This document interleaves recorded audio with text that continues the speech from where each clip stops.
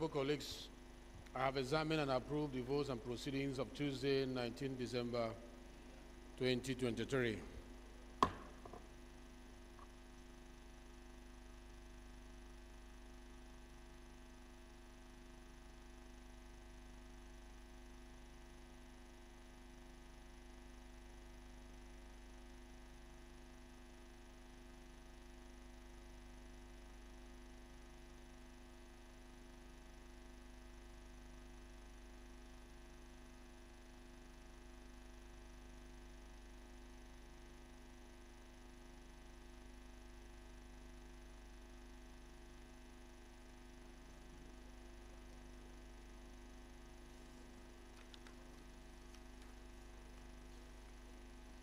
Notice of meetings. We have the following announcements.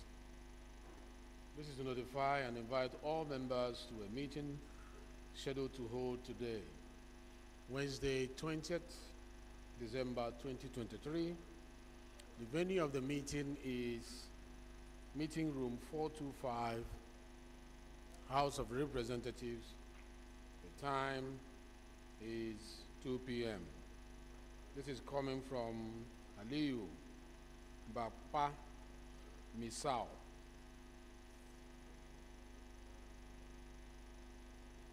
Another announcement. This announcement is coming from Honorable Solomon Wombo. Notification of death. His Royal Highness the Tar Kasena Allah, Dr. Benjamin Fezan Wombo. I write to notify you of the death of my father, His Royal Highness Dr. Benjamin Fezan Wombo. He died at the Benue State University Teaching Hospital, Makurdi, on 17th December 2023.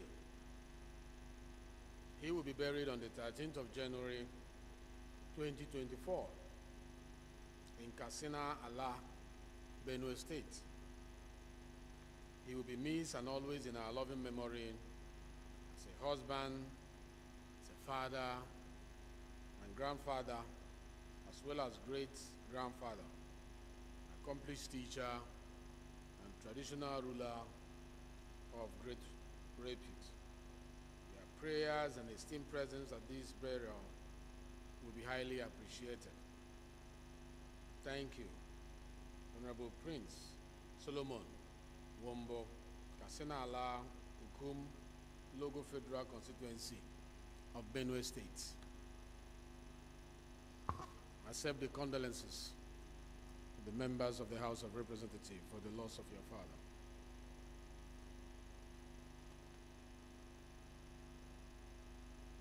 Do you have any petitions?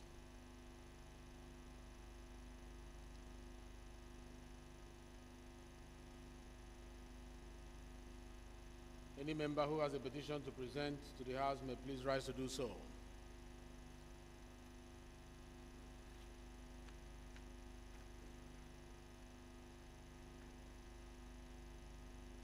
Any member who has a matter of urgent public importance to present to the House may please rise to do so. This Honorable AVM Ujuawa Rufus Adeniyi here.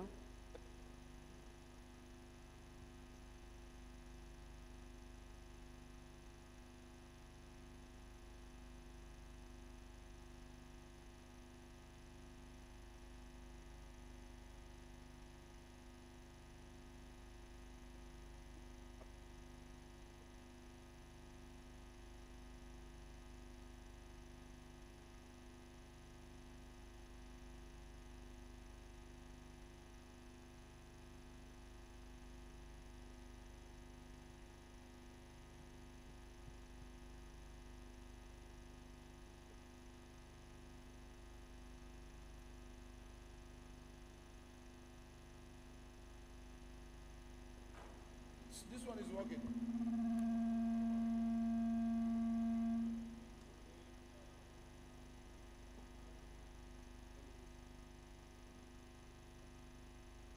Thank you very much, Mr. Speaker. Honorable colleagues, I am hereby Ismail Adeniyi Ujuawa retired, and I represent the good people of Ekiti South Federal Constituency 1 and from Ekiti State. Sir, I rise this morning to move a motion of public importance, and this has to do with armed robbery attack and gruesome killing of some Amotekun officers and citizens of Ikere Ekiti, my constituency. Sir, I seek the leave of the Speaker and the leave of the House to move this motion based on order 8 to 5. I so move. Thank you, but that was a wrong order. I think you wanted to say order H. Order 8 to 4. 4. Thank you, sir. Any seconder to this motion? Yes.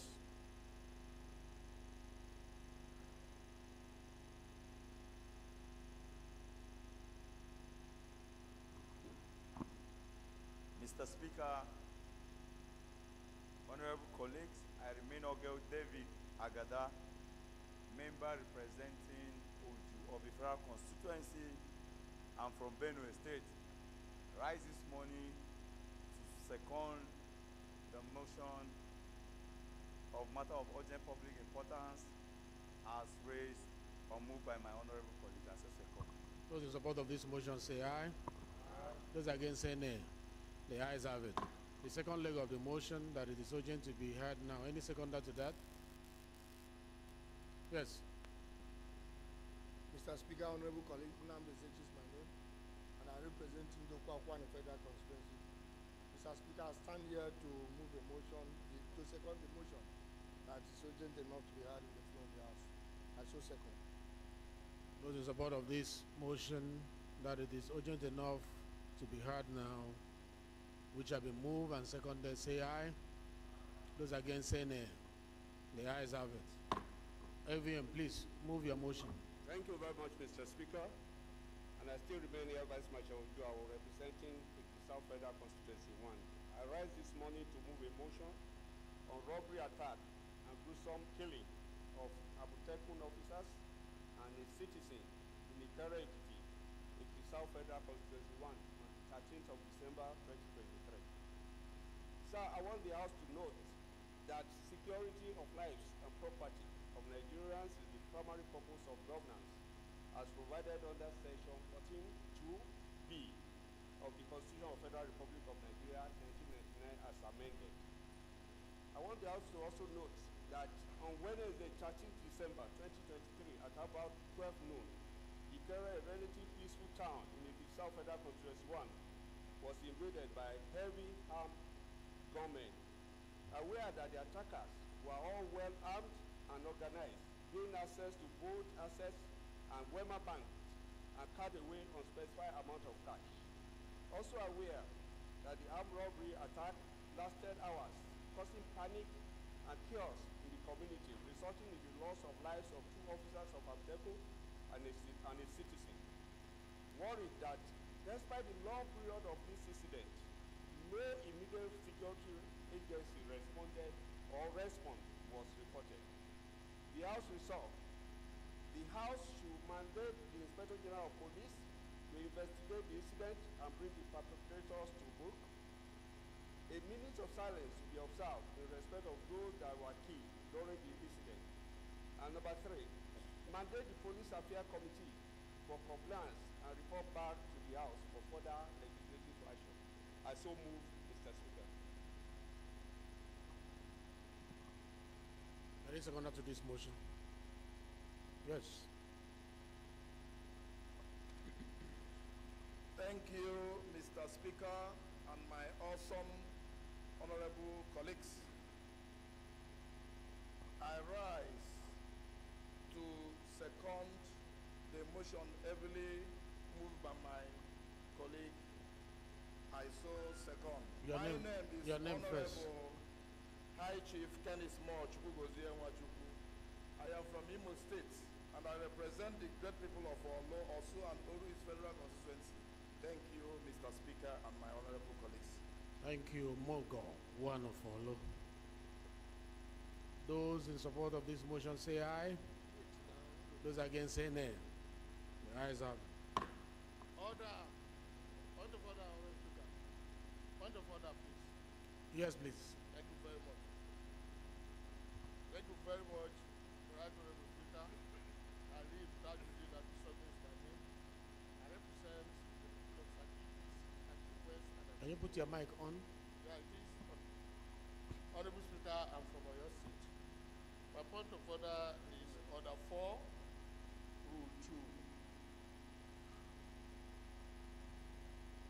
If I have the leave of the Honorable Speaker, I will read it out.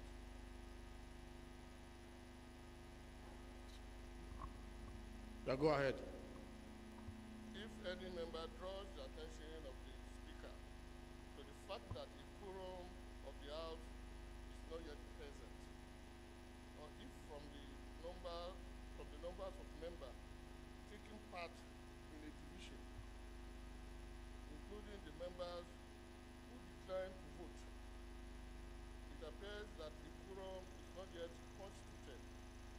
The Speaker shall cause the members to be summoned, and if for a division, at the expiration of the 15 minutes from such when the Speaker shall count the House.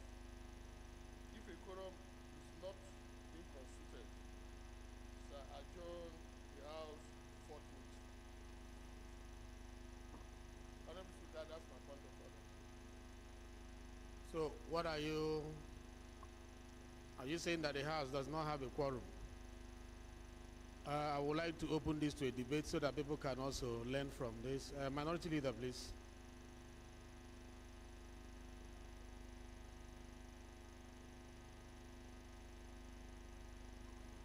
Thank you, Mr. Speaker, my dear colleagues. Kingsley Chinda, representative of the Above Federal Constituency. I'm an Ikoreman from Rivers State. Whilst the order cited by a learned colleague, it's apt, but the question is, how do you determine that a quorum is not formed? It's not just by count of the head in the chambers. It is the register that is outside.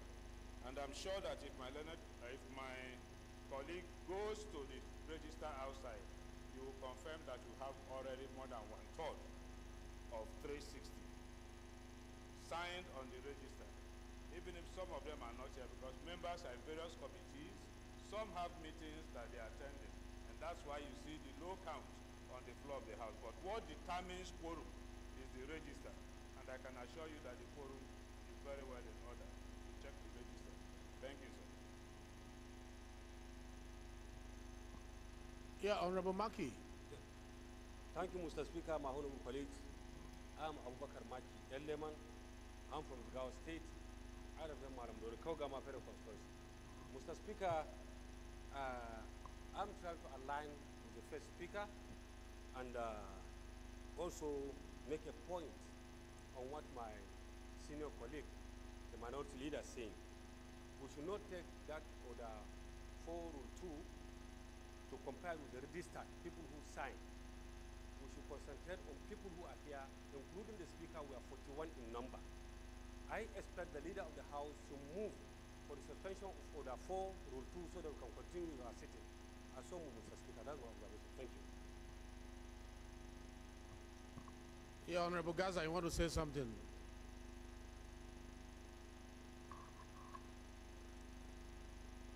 I want us to discuss this issue of quorum briefly.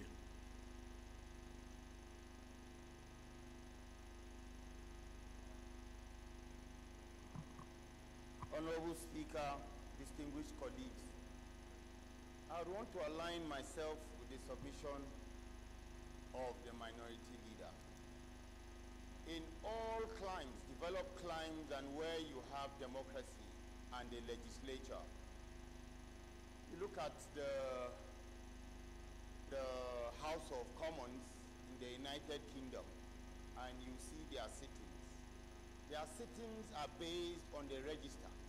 Because just as the minority leader said, committee meetings are actually part of the functions of the National Assembly. And you find out that most of the time, our colleagues, before going for committee meetings, they actually sign the register so that it brings about the number that legislative business in that day. And just as I said, in developed climes, when you look at the House of Commons, most of the time at debates, you see the chambers scanty. It's not as if the members are not there, but they are at various committee meetings and various committee engagements. So I would want the chair to rule in line with the submission as made by the minority leader. I so move. The attorney. Thank you, Mr. Speaker. Mr. Speaker, when it comes to quorum, as soon as the House convenes, anybody who has issue with quorum should, at that time, point it out. But once the House is in session, the person loses his right to call for quorum because issues have already started and has started being discussed. Quorum is determined, as my honorable minority leader said, by the number who signed the register, and also those who are in their committee work. Those who are in our committee assignments are entitled to be counted as being present. So I believe that if this quorum issue should have been raised, it should have been raised immediately the speaker ceases, and he can then ask for a divide of the House to find out whether it has been signed. Thank you, Mr. Speaker. Thank you very much. Honorable Kuya.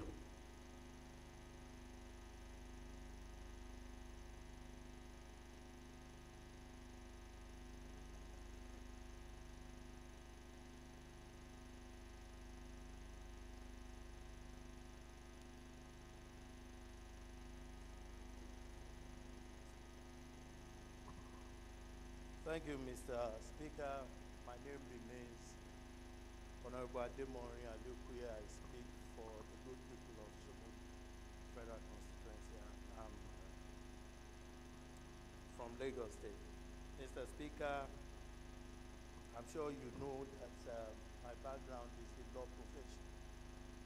And in court, just like it is in every civilized environment, people are governed by law and rules. And where application is made under the wrong law or rules, then it cannot stand. Mr. Speaker, the application that we don't have a quorum was brought by under Order 4, Rule 2. And I've searched our standing order. I can't find Order 4, Rule 2. There is only one rule under Order 4. What we have there is sub 2. And on that ground, since the application is brought under a wrong law, it cannot stand. I therefore pray that we continue with our process. Thank you, sir.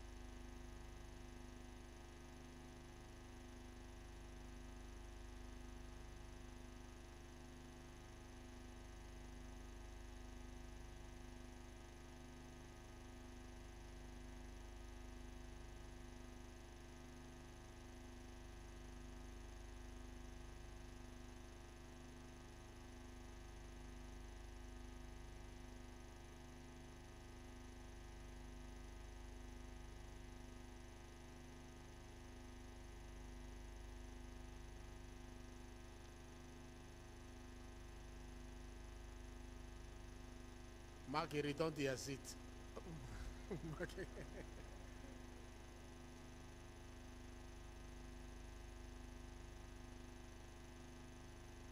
All right, return to your seat. Gentlemen, return to your seat. Return to your seat. I think you have rounded up your conversation. Thank you. Yours was based on technicalities and wrong citation. Well, let's look at the substance before us. And Oshoba, Honorable Oshoba, let's hear from you. Then I rule on you too. Honorable Oshoba, make it brief. Thank you, Mr. Speaker, my distinguished colleagues. Order, order, order. I remain Olumide Oshoba, representing Abeokuta North, Obafemi Owode, and Odeda Federal Constituency. Mr. Speaker, as my honorable colleague pointed out, the quorum was not formed. Maki, you are reducing our quorum. Where are you going? Sit down. Sit down, My Maki. opinion is that Maki is helping me, but sit down. Don't help me now. Sit down. Thank you, Mr. Speaker, distinguished colleagues. My opinion is, while we were discussing this, quorum has been formed. So we can go on with sitting. Thank you so much. All right, I think we have dealt on this so much, but let me allow Minority Deputy Whip to say something, and then the leader will say something, and then I'll round up. Okay? Yeah, thank you, Mr. Speaker. My name remains Honorable George Ibezimako Ozodinobi. Order, order. I represent Order. the good people of Njikoka and Ocha Dunukofia Federal Constituency. In aligning Honorable myself, Abisodu, order please. Order in the house. in Honorable aligning Oshoba, myself Honorable with Kuye, the position Order, of the order. minority leader, I want to tell my colleagues that for once, let us give ourselves the credit that this is the first time we are discussing this. We have always had a full house, and we know the situation we found ourselves. All of us are in one meeting or the other trying to meet up with the project defense. This is a very, very special situation we found ourselves. Quorum or no quorum, we will consider the position of our minority leader and give ourselves a credit, basically, on the duties we found All right, ourselves. all right, thank you. Thank you. Thank you. Yeah, leader. Leader. Mr. Speaker, I'm Julius Ihonvere, ONDSSRS, Oman Federal Constituency. Mr. Speaker, I'm from Edo State. I just want to enlighten us that in the House, we don't have just one register. There are registers outside, and there are registers in the committee rooms. Some don't come here, they go to the committee room directly and sign.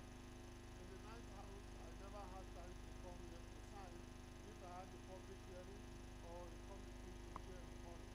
So to prove that there is no forum here, you have to go to all the committee rooms, collect the register, add the number to the number here, and you find that we have over 200 members working for the National Assembly right now.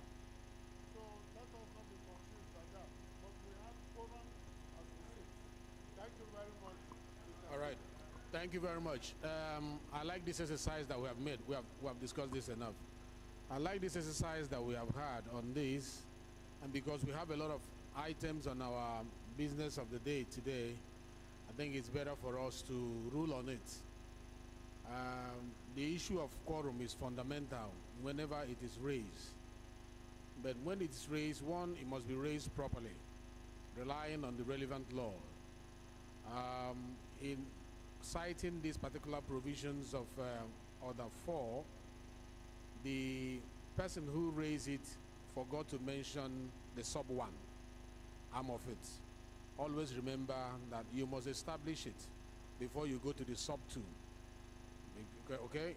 I needed to lay that foundation, because you cannot place something on nothing and expect it to exist. You did not make the foundation, lay the foundation well by citing the provisions of that 4.1, which is the quorum of the House shall be 1/3 of all the members of the House. Once you lay that foundation, you can now go into determining whether we are up to 1/3 or we are not up to 1/3. This is for the purposes of the understanding of the Nigerians who are watching us. Honorable So, based on that, Deco. and also based on the fact that a head count was just done now, and the register was looked into, and the latest count from the Secretariat shows 181. And you know 1/3 of the 360 members is 120. And if we have 181 and still counting, it means that we are more than enough for a quorum. Having said that, you are ruled out of order.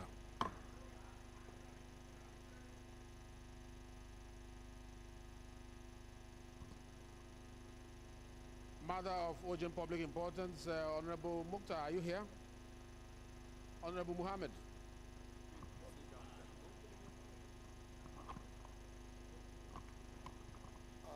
Mr. Speaker,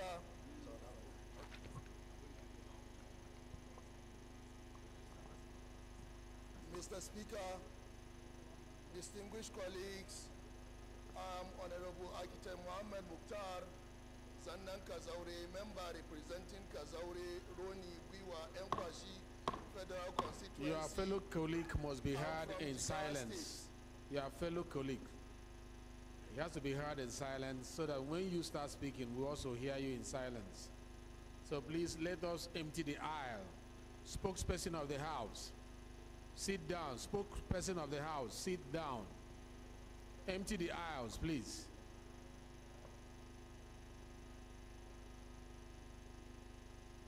Honorable, you are protected. Go ahead. Okay.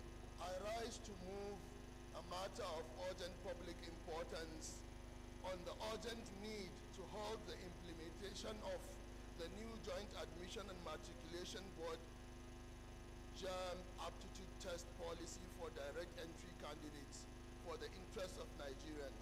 I seek the leave of the House, Mr. Speaker, to call on Order 8 Rule 4 for the matter of urgent public, to move the motion of matter of public importance.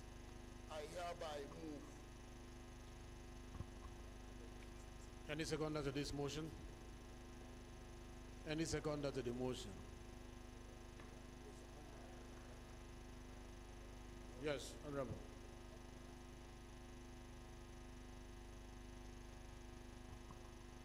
Mr. Speaker, sir, my names are Honorable Dr. Hamed Adamusaba.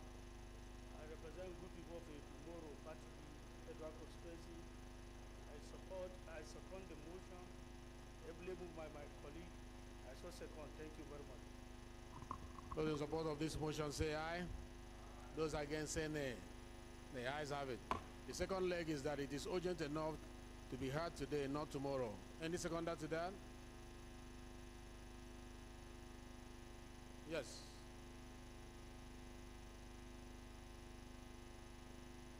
Barrister. The distinguished speaker, esteemed colleagues, my name is Barrister Okejo Onwa Carlos. I represent Nigerians, especially the heartbeat of Lagos, which is the Federal Constituency. Mr. Speaker, I hereby second the motion that the matter is of public importance and should be so hard as so second. Seconding the motion that it is urgent enough to be heard now, not that it is important. The first part was that it is important. The second part is that it is urgent enough to be heard now. But I know that was what you meant. Those in support of this motion say aye. Those against say nay. The ayes have it. Honorable, you may now move your motion. Mr. Speaker, honorable colleagues, the House notes that the Joint Admission and Matriculation Board on Monday, through its registrar, announced that from 2024, it will conduct an aptitude test for all direct entry candidates to assess their academic potential, as well as their mental or physical capacity. Also notes that the test will not be conventional subject-based assessments like mathematics, chemistry, government, physics, and others, but instead focuses on areas such as verbal, abstract, mechanical, numerical reasoning, data checking, and work sampling. Further notes that the board has decided to conduct special registrations for all direct entry sub-candidates, subjecting them to extensive scrutiny and imposing mandatory fees during economically challenging times. Mr. Speaker, my honorable colleagues, further notes that this policy or move directly challenges and undermines the capacity and integrity of institutions awarding higher degrees, higher education diplomas across this country. Order. It also questions the validity of the Honorable Buffett. certificates Order. awarded to the potential graduates of these institutions. Mr. Speaker, we are aware of the rigorous processes and academic journey that A-level holders have undergone, which distinctively set them apart from O-level holders, ordinary levels in terms of academic advancement and preparedness for higher education. Highlighting my experience as a lecturer, direct entry students with A-level qualifications demonstrated an academic and hands-on advantage over O-level students in 200 level. Concerned that such policy could potentially discourage students from pursuing higher education and further exacerbates existing educational inequalities. Also concerned that the board has not been considerate to parents who have struggled through every means to support their children's education throughout higher education, imposing undue financial strain on parents during this economically challenging period is unwarranted. Aware that we are in economically trying times, and it will be unfair and burdensome for parents and students to shoulder additional financial obligations for educational pursuits. Concerned that the board has not been considerate and to parents who have struggled through every means to support their children's education throughout high education, imposing undue financial strain on parents during this economically challenging period is unwarranted. The House resolves, Mr. Speaker, to call on immediate suspension of the proposed aptitude test policy by JAM, emphasizing the need for sensitivity to the economic challenges faced by students and their families. Secondly, to demand a detailed rationale from JAM for this policy, particularly in the light of current economic climate and its potential to discourage higher education. Also urge the Committee on Tertiary Education to examine the financial implications of this policy on students and their families and its impact on access to education. Then urge the honorable colleagues to consider the academic validity, economic implications, and practical redundancy of the proposed JAM policy, and to stand in support of our nation's students and educational integrity. Thank you, Mr. Speaker. I so move. Any seconder to this? Honorable.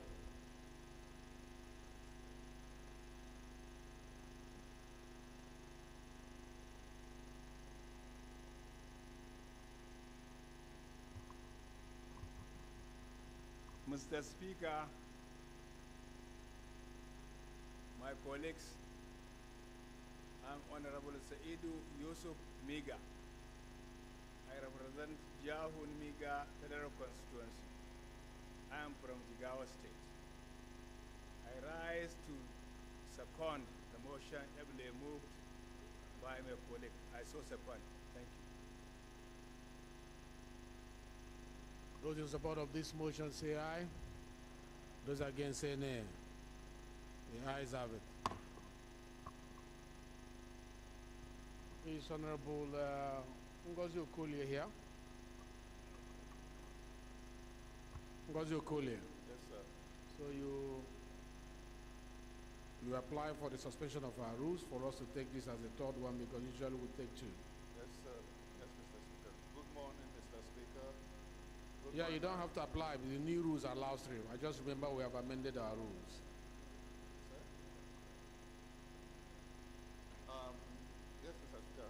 dear colleagues, I come under Rule 4 Order 8, Rule 4, that this House suspend the relevant rules so I can present this motion as a matter of public importance. I so move, Mr. Speaker. Any seconder to this? Yes, please.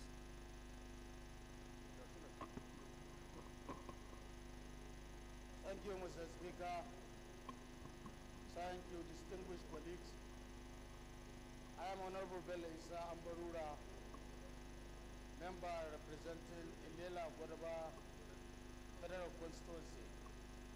Mr. Speaker, I am from Sokoto State. Mr. Speaker, distinguished colleagues, I rise up to second the motion for this matter to be heard raised by my colleagues.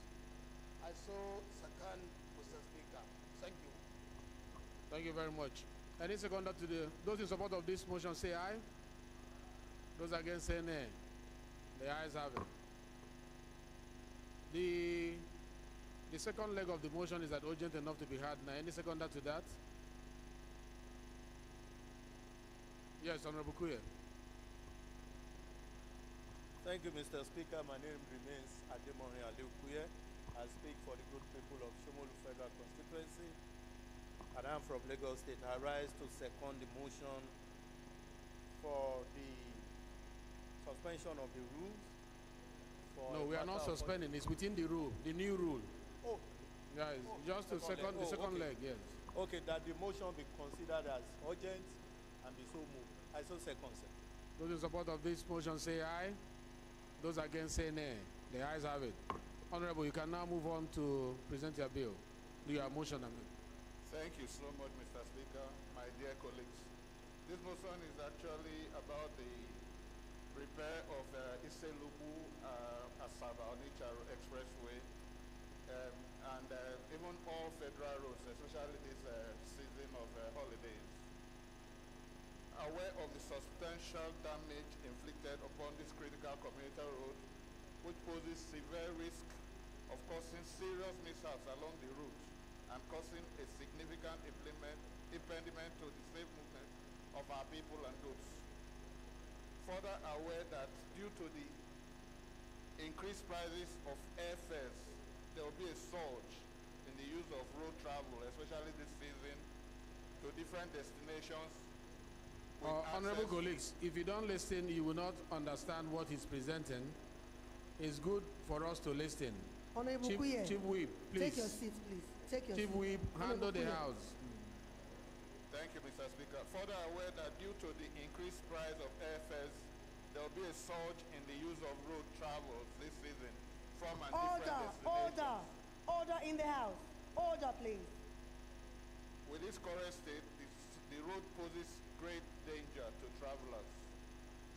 My dear colleagues, Mr. Speaker, we resolve that and urge the Federal Ministry of Works and Housing to immediately commence repairs of the failed section of the roads, especially Iselugu Asaba Onitsha Express Road, or in the alternative, enter an agreement with state governments to fix the roads and be reimbursed in the near future.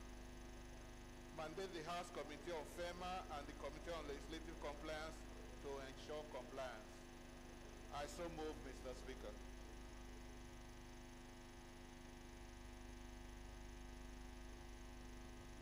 Any seconder to this? Yes, Honorable Agocha.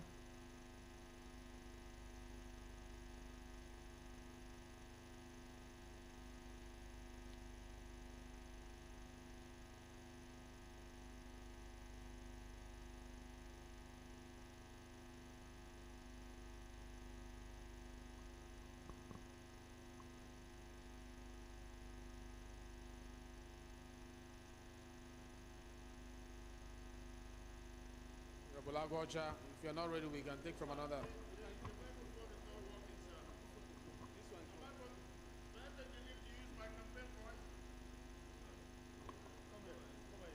You need to be recorded.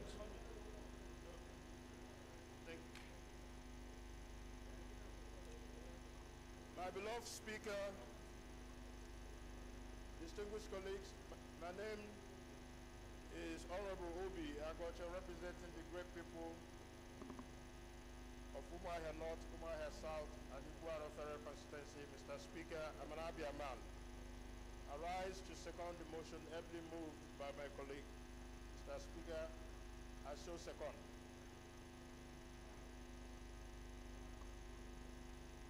Those in support of this motion say aye. Those against say nay. The ayes have it.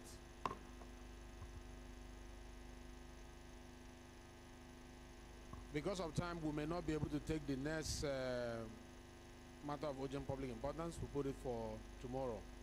Clerk, please take notes.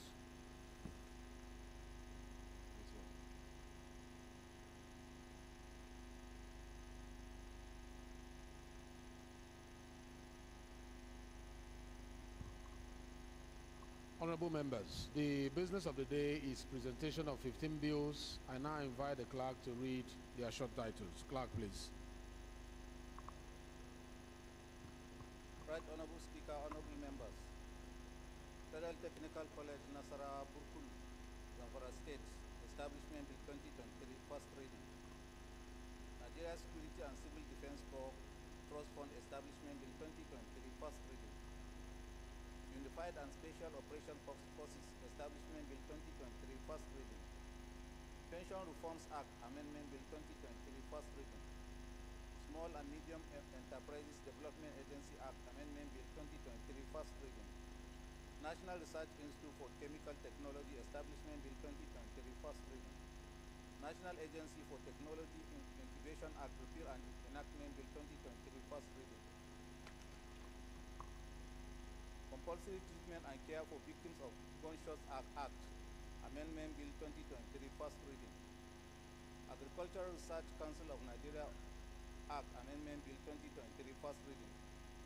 Federal University of Technology Oshogo Establishment Bill 2023, first reading. National Apprenticeship Scheme Bill 2023, first reading. National Eye Center Act Amendment Bill 2023, first reading. National Ear Center Bill 2023, first reading. National Securities Agencies Act Repeal and Enactment Bill 2023, first reading. National War College Act Amendment Bill 2023, first reading.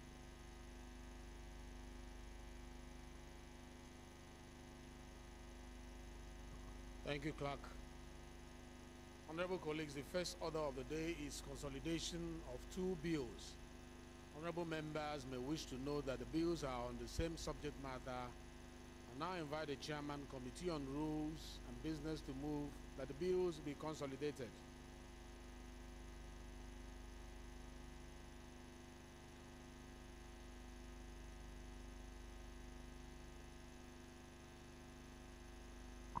Thank you very much, Right Honorable Speaker. Francis A. Girogane, is my name, and I represent the entire people of Uwele North, Uwele South, and who are from Delta State. Right Honorable Speaker, I rise this morning to move for the consolidation of two bills. A bill for an act to amend the Niger Delta Development Commission Act number 62000 Honorable Deco. Honorable Deco. 87. Order, please. Order. Sponsored by the Deputy Right Honorable Deco. Minority Whip, Honorable George Ibi Zemako, and a bill for an act to amend the Niger Delta Development Commission Act number 62000 and for related matters HB 154 in the name of Honorable Pascal Agbo PDK. I so move, Mr. Speaker. Any seconder? Minority Leader. Mr. Speaker, my dear colleagues, I rise to second the motion as very well moved by the chairman of the House Committee on Business and Rules. I so second. Those in favor of the motion say aye. Those against say nay. The ayes have it. Committee on Rules and Business, please schedule a date for the commencement of debate on the general principles of the bill as soon as possible. Second order of the day is the third reading of a bill for an act to make provision for the retirement age for staff of National Assembly service and for related matters standing in the name of the House Leader. Honorable members will recall that the House adopted the report of the Committee of the Whole on the bill on Tuesday, 19 December 2023. Therefore, call on the Leader of the House to move that the bill be now read the third time. Leader, please. Mr. Speaker, I'm Professor Julius Inhambe, OM DSSRS, Former Federal Constituency, Edo State. I rise to move. Leader, there are three of them. I think you should move three of them at the same time for the want of time. To move that the bill for an act to make provisions for the retirement age for staff of National Assembly service and for related matters, HB 529, taken the third time. Also, that the bill for an act to establish Federal University of Sports of Edo State and for related matters, HB 476, and a bill for an act to establish the Chartered Institute of Loan and Risk Management of Nigeria to provide for the control of its membership and promote the practice of risk management in Nigeria and for related matters, HB 69 of the taken for the third time. Thank you. I told you. Thank you, Leader. Minority Leader, please second the first, the second, and the third bills ready for third reading. Thank you, Mr. Speaker. I rise to second the motion that HB 529, HB 476, and HB 629 be read a third time. I so second. Those in support of this motion say aye. Those against say nay. The ayes have it. Clerk, you may now read the long title of the bill. Right Honorable Speaker, honorable members, a bill for an act to make provisions for the retirement age of staff of National Assembly service and for related matters. Third reading. A bill for an act to establish Federal University of Sports, Afuse, Edo State, and for related matters. Third reading. A bill for an act to establish the Chartered Institute of Loan and Risk Management of Nigeria, provide for the control of its membership and promote the practice of risk management in Nigeria and for related matters. Third reading. Thank you, Clerk. The bill for an act to make provision for the retirement age for staff of National Assembly service and for related matters is hereby read the third time and passed. The bill for an act to establish Federal University of Sports, Afuse, Edo State is hereby read for the third time and passed. The bill for an act to establish the Chartered Institute of Loan and Risk Management of Nigeria to provide for the control of its membership and promote the practice of risk management in Nigeria is hereby read the third time and passed. Honorable colleagues, the fifth order of the day is commencement of debate on the general principles of a bill for an act to establish the Nigerian Solid Minerals Company to receive, manage, and invest funds for the advancement of the mining industry and for related matters. This bill is standing in the name of Honorable Gaza Jonathan Wefi. Honorable members will recall that the bill was read the first time on Wednesday, 25th of October, 2023. I invite Honorable Wefi to move that the bill be read the second time. Honorable Gaza, please. Right Honorable Speaker, esteemed colleagues, my name is Gaza Jonathan Befi, and I represent the people of Karu, Kefi, Kokona Federal Constituency of Nasarawa State. And I rise to move a motion for the House to consider a bill for second reading to establish and to provide a vehicle for the government and the private sector to participate in solid minerals and mining investments and for related matters. Right Honorable Speaker, for want of time, permit me just to speak to the legislative brief, and we can take it from there. Go ahead. Yeah, it's indeed with utmost humility and pride that I move this bill, which by God's grace, I believe when assented to, will enable this country exploit the deep and rich potential of the solid mineral sector. In summary, for the fact that the solid mineral regulation has stated that only the private sector can participate in the solid mineral space, this bill is creating a company that will be ruled by KAMA, just like you have the NNLG and the Saudi Aramco, that will constitute the government's interest to operate as private players within the solid mineral sector.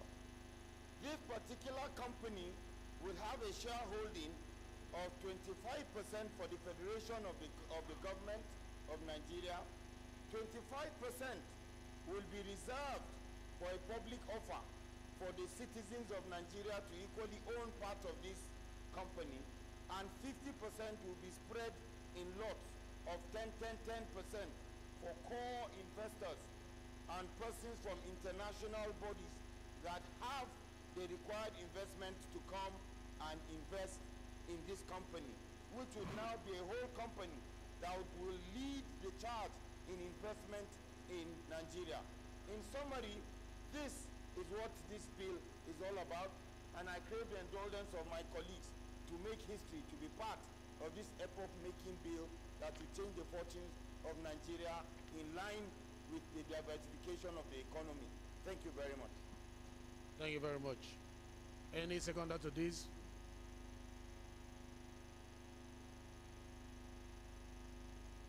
Any seconder to the yes? Honorable Okonkwo. Thank you, Mr. Speaker, honorable colleagues. My name is Honorable Uchenna Harris Okonkwo, member representing the good, industrious, and potential mining people of Idemili North and South Federal Constituency. I am from Anambra State. I rise today to second the second reading that was being read by Honorable Jonathan Gaza on the need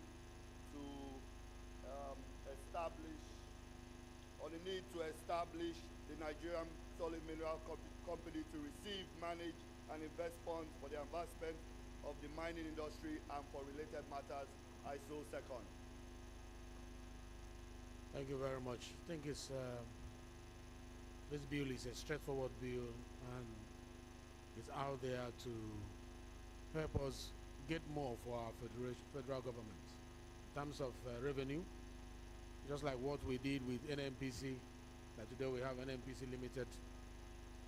Government has no business doing business, so let's create platforms that will be governed by already established laws of karma to make sure that we drive revenue, which is one of the primary purposes of this administration, so that we can be economically stable as a nation. We are not only going to depend on oil and gas alone.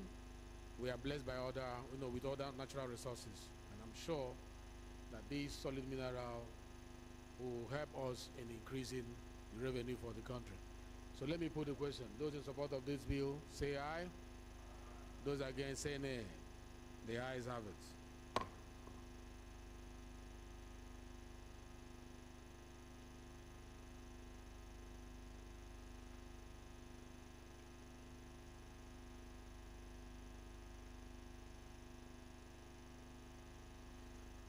So the clerk, you are invited to read the long title of the bill. Right Honorable Speaker, honorable members. A bill for an act to establish Nigerian Solid Minerals Company to receive, manage, and invest funds for the advancement of mining industry and for related matters. Second reading. Bill is referred to the Committee on Solid Mineral Development. The sixth order of the day is commencement of debate. General principles of a bill for an act to amend the Federal Medical Centers Act to establish Federal Medical Center Okehi, Kogi State, to provide primary to tertiary healthcare services in all ramifications and for related matters. This bill is standing in the name of Honorable Abdul Malik Abdul Rahim Dang. Honorable members will recall that the bill was read the first time on Tuesday, the 31st of October 2023. And now I invite Honorable Dang to move that the bill be read a second time. Honorable Dang, please. Thank you, Mr. Speaker, honorable colleagues. My name is Abdul Malik Abdul Rahim Danga. I represent the good people of Okehi Adawi Federal Constituency. I'm from Kogi State. Mr. Speaker, honorable colleagues, this is a bill for an act that seeks to amend the Federal Medical Centers Establishment Act of number 33 of 2022 to establish Federal Medical Center in Hima in Okehi local government area of Kogi State to provide primary, tertiary healthcare services in all their ramifications and for related matters. Before I proceed, Mr. Speaker, honorable colleagues, permit me to provide you with a brief background to the bill. The establishment of a Federal Medical Center, FMC, in Hima Okehi local government area of Kogi State, Nigeria, will be a significant step towards improving the healthcare infrastructure and services in the region. Here are some of strong arguments to support this proposal, Mr. Speaker, honorable colleagues. 1. Addressing the healthcare needs of a densely populated area. Okehi local government is one of the most populous LGAs in Kogi State, with over 200,000 inhabitants. The current healthcare facilities in the area are inadequate to meet the needs of this growing population. An FMC will provide comprehensive healthcare services to a large number of people, reducing the burden on existing facilities and improving access to quality health care. Number 2, reducing maternal and child mortality rates. Kogi State has one of the highest maternal and child mortality rates in Nigeria. A Federal Medical Center in Okehi LGA will provide specialized maternal and child health care services, including parental care, delivery services, and postnatal care. This will significantly contribute to reducing maternal and child deaths in the area. Number 3, improving access to specialized care.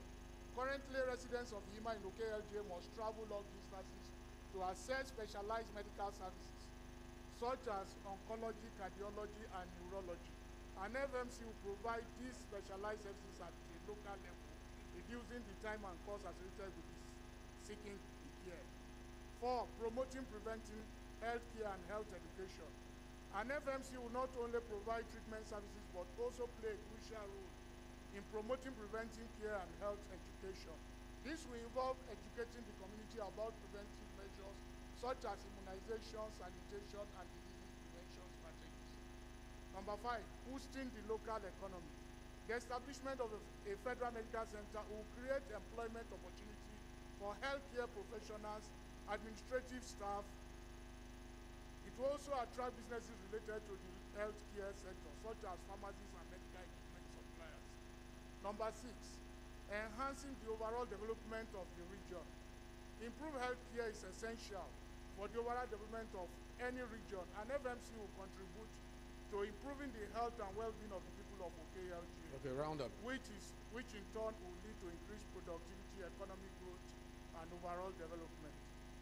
Mr. Speaker, my honorable colleagues, in conclusion, the establishment of a Federal Medical Center in Hima Okehi local government area of Kogi State will be a significant investment in the health and well-being of the people of the region. It will address the present healthcare needs of the growing population, reduce maternal and child mortality rates, improve access to specialized care, promote preventive care and health education, boost the local economy, and contribute to the overall development of the Honorable Ayuba. objective of the bill. The objective of the bill Honorable are Ayuba. to A. Honorable Ayuba, Please, let please, us can you round up? It's taking too long. Just go to the I'm rounding summary. up, sir. Just go to the last part of the The bill bill. has only 3 clauses amending the second schedule to the Principal Act to establish the FNC. We're only Pray- amending the establishment act. The act is already there, so we know Thank the you, sir. objective of the act. Just goes to the end. Prayer, Mr. Speaker, honorable colleagues, I humbly urge you to support this legislative proposal. Thank you all for your kind attention. Thank you very much. It's already an existing act. Any seconder to that? Down there beside Jafaru. Yes. Beside Jafaru.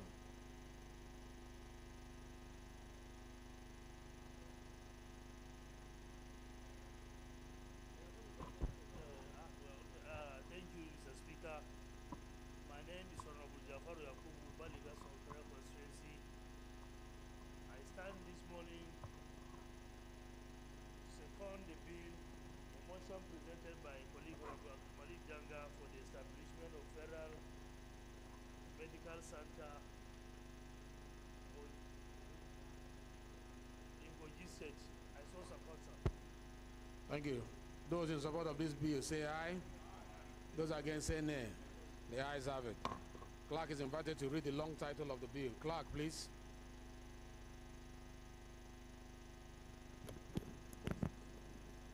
Right Honorable Speaker, honorable members. A bill for an act to amend the Federal Medical Centers Act to establish Federal Medical Center for KEHI, Kogi State, to provide primary and tertiary healthcare services in all ramifications and for related matters. Second reading.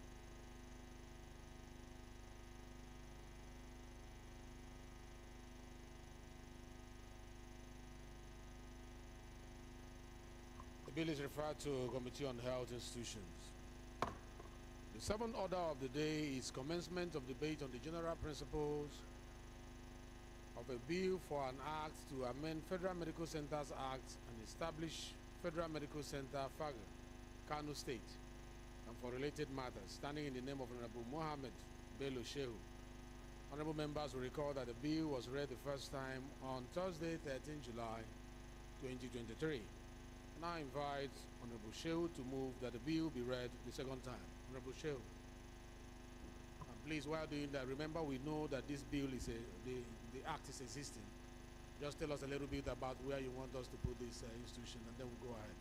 Thank you, Mr. Speaker. Honorable colleagues, my name is Barrister Mohammed Bello Shehu, representing the people of Fati Federal Constituency. Mr. Speaker, I'm from Kano State. Mr. Speaker, let me go straight to the substance of the bill. It seeks to amend.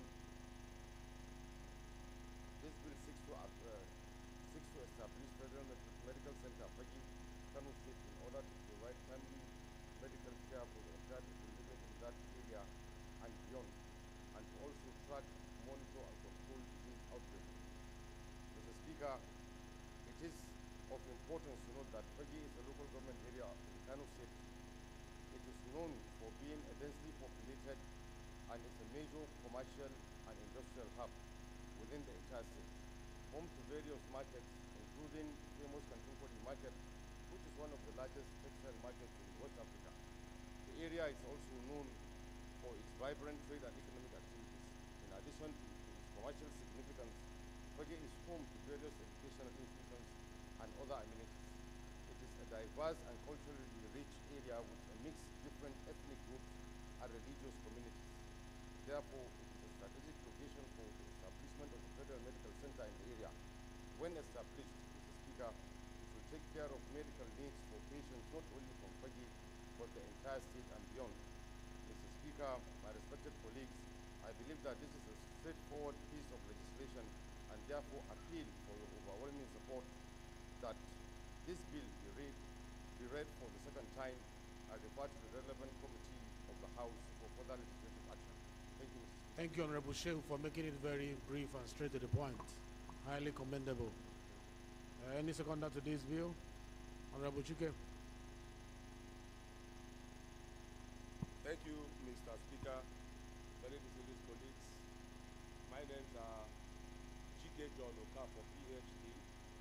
I represent the good people of the new member along Nitu Boma, Kobo Federal Constituency. I'm from Imo State. Mr. Speaker, thank you. I rise to second the motion moved by my brother and neighbor, Honorable Mohammed Bello Shehu, that the bill for an act to amend the Federal Medical Centers Act and establish the Federal Medical Center, Fagge, Kano State, and for related matters, be read a second time. Mr. Speaker, I so second. Thank you very much, Honorable Chico Okafor. Are those in support of this bill say aye? Those against say nay. The ayes have it. Clerk, you are invited to read the long title of the bill. Right Honorable Speaker, honorable members. A bill for an act to amend the Federal Medical Centers Act and establish Federal Medical Center, Fagge, Kano State, and for related matters. Second reading. Thank you, Clerk. The bill is hereby referred to Committee on Health Institutions. Honorable colleagues, the eighth order of the day is the commencement of debate on the general principles of a bill for an act to establish Nigerian Marine Corps to promote maritime security and for related matters. This bill is standing in the name of Honorable Alex Egbona.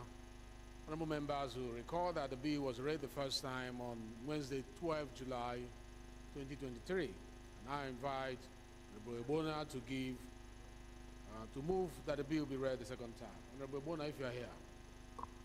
Thank you, Mr. Speaker, honorable colleagues. My name is Alex Egbona. I represent Abia Federal Constituency from Cross River State. The bill is for an act to establish the Nigerian Marine Corps to promote maritime security and for related matters, HB 225. Honorable Speaker, my colleagues, I stand before you to lead a debate on a crucial piece of legislation, which is a bill for an act to establish the Nigerian Marine Corps to promote maritime security.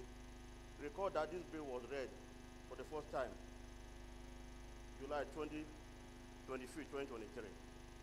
Our nation is endowed with vast maritime resources that contribute significantly to our economic growth and development. The maritime sector plays a pivotal role in trade, transportation, and the overall prosperity of our nation. However, with the benefit of marine activity, some significant challenges, particularly in the area of security. Honorable Speaker, the Gulf of Guinea, through which substantial portion of our maritime trade flows has unfortunately become a hotbed for piracy, illegal fishing, and other criminal activities. This threat has not only jeopardized the safety of our citizens, but also undermined the economic potential of the marine sector. It is imperative that we take bold and decisive steps to secure our waters and protect our national interests. The Nigerian Maritime Corps bill is responsible for the growing challenges posed by piracy. Majority Leader, Minority Leader, kindly approach the chair. Illegal fishing, smuggling, and other illicit activity in our maritime domain. The establishment of the Maritime Corps is not only a proactive measure, but also a strategic involvement in the protection of our national interests. The Maritime Corps is responsible for securing our maritime borders, prevent and respond to maritime crimes, and ensure the safety of vessels and personnel operating in Nigerian waters. This will in turn foster conducive environment for economic activities, attract foreign investment, and bolster our national security. Mr. Speaker, because of lack of time, I'll just highlight some of the major provisions of the bills. 1. Formation and structure of the Nigerian Maritime Corps.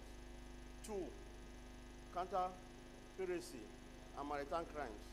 3. Several intelligence gathering. 4. Search and recovery operations. 5. Enforcement of maritime laws. 6. Legal frameworks. In conclusion, sir, the establishment of the Maritime Corps is a pivotal step towards securing our maritime domain and safeguarding the economic interests of our nation. I urge you, my colleagues, to carefully consider the merit of the bill. Consider its potential to strengthen our national security apparatus and contribute to the well-being of our beloved country. I so submit.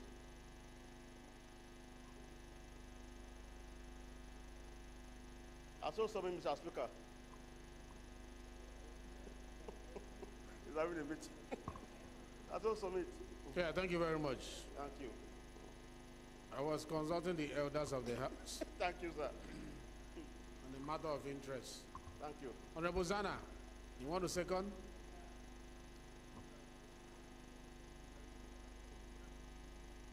Okay.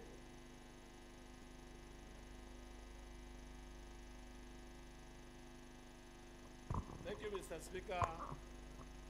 I I'm Honorable Zanna Usman, representing the good people of Kagagu, Bioma, Gumeri Federal Constituency. Mr. Speaker, I'm from Borno State. I rise to second a bill, a motion raised by my friend, Mr. Alex Abona. I so second, Mr. Speaker.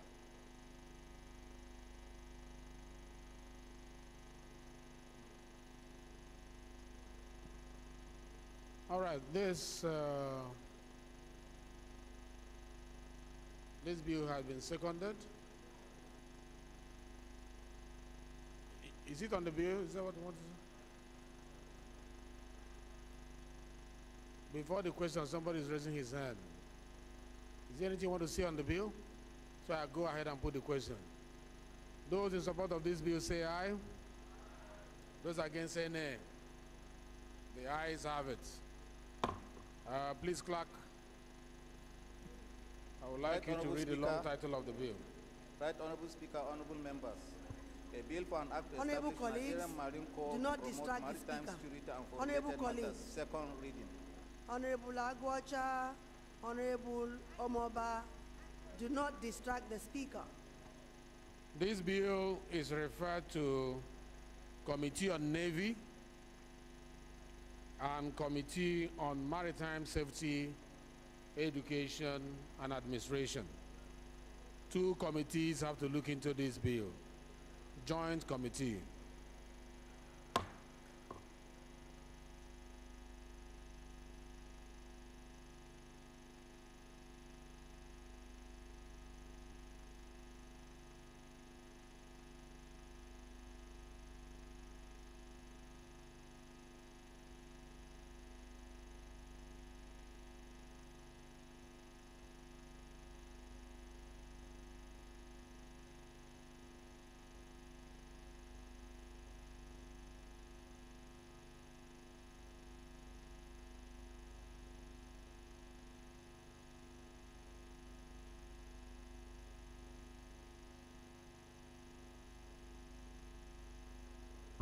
Onanuga, attend to him. Attend to Prince.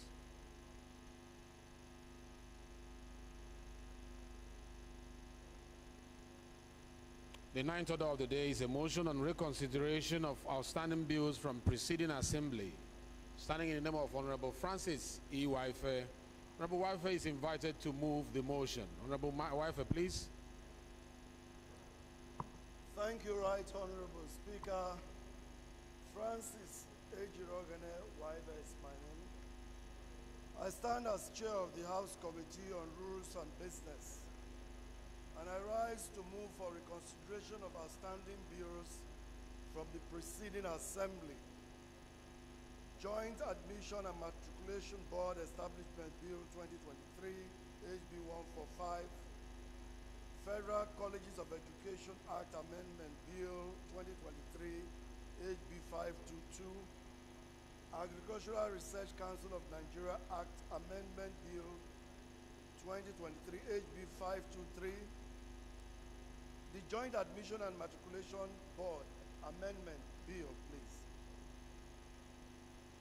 4, Natural Rice Production, Processing and Research Institute, Igweme, Ekiti State, Establishment Bill 2023, HB 584, Federal College of Nursing and Midwifery, Ado Ekiti, Ekiti State Establishment Bill 2023, HB 585, Chartered Institute of Cooperative Professionals of Nigeria Establishment Bill 2023, HB 603, Southeast Development Commission Establishment Bill 2023, HB 626, Federal University of Agriculture, Ubukwa, Kano East, Enugu State Establishment Bill, HB 669, Federal Medical Center Acts Amendment Bill 2023, HB 670, Federal College of Nursing and Midwifery, Ogofuya, Akunana, and Enugu State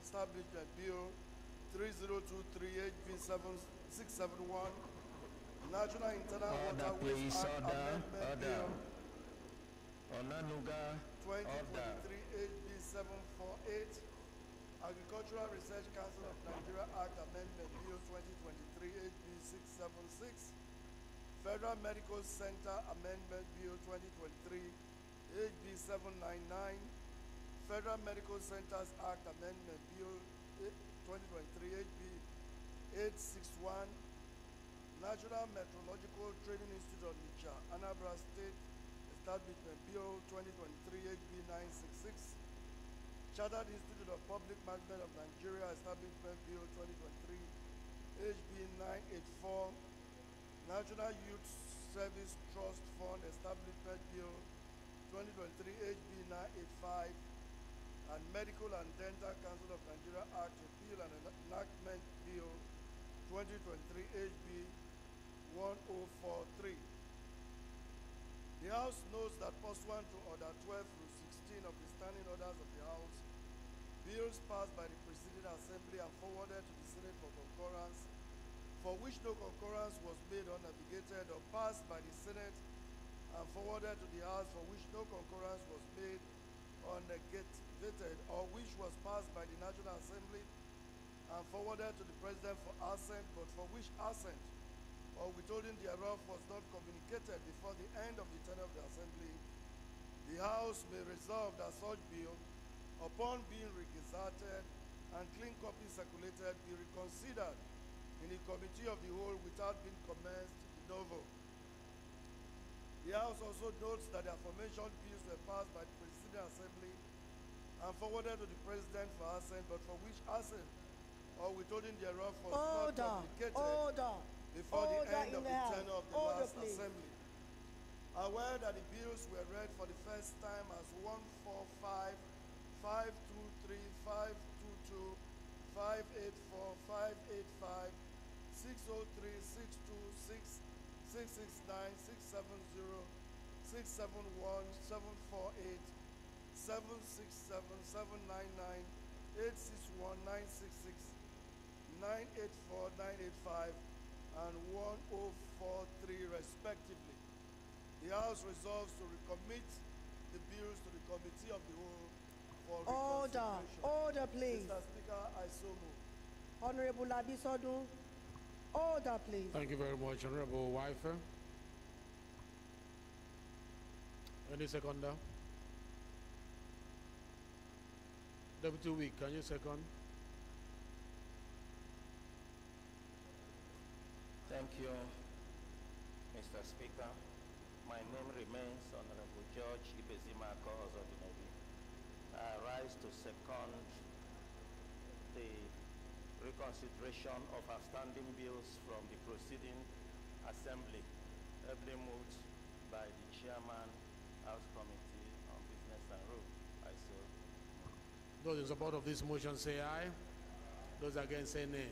The ayes have it. Bills committed to the Committee of the Whole.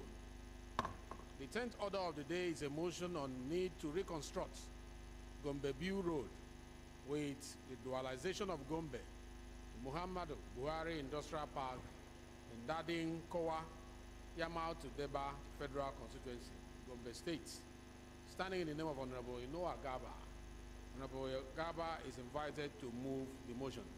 Honorable Gaba, I will advise you go to the prayers because it's an infrastructure motion. Please. Mr. Speaker, the indefatigable Benjamin Okezie Kalu.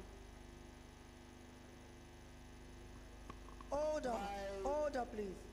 Honorable Stanley, order, please. My fellow colleagues, I am Right Honorable Nino Agarba, member representing the good people of Yamatu Deba Federal Constituency from Gombe State.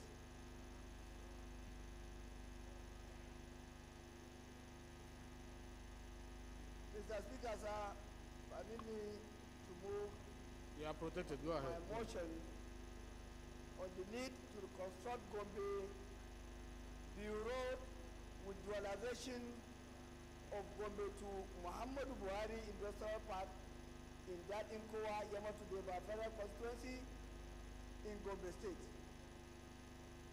Mr. Speaker, honorable colleagues, permit me to have first two items and I'll go to the last item and the prayer, sir, so that I will save time. Yeah, go ahead. That the House should note that Gombe Road is a primary transportation route connecting major cities in the northeast geopolitical zone, providing almost 90% daily access to the neighboring countries of Chad, Niger, and Cameroon.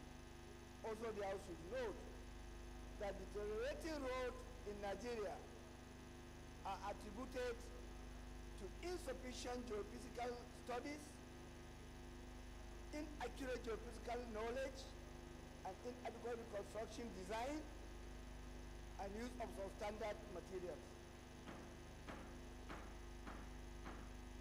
We have to be aware, despite government effort through the Infrastructure Concession Regulatory Commission, federal highways, including the Gombe Road, are in deplorable condition, leading to numerous road crashes and insecurity risks.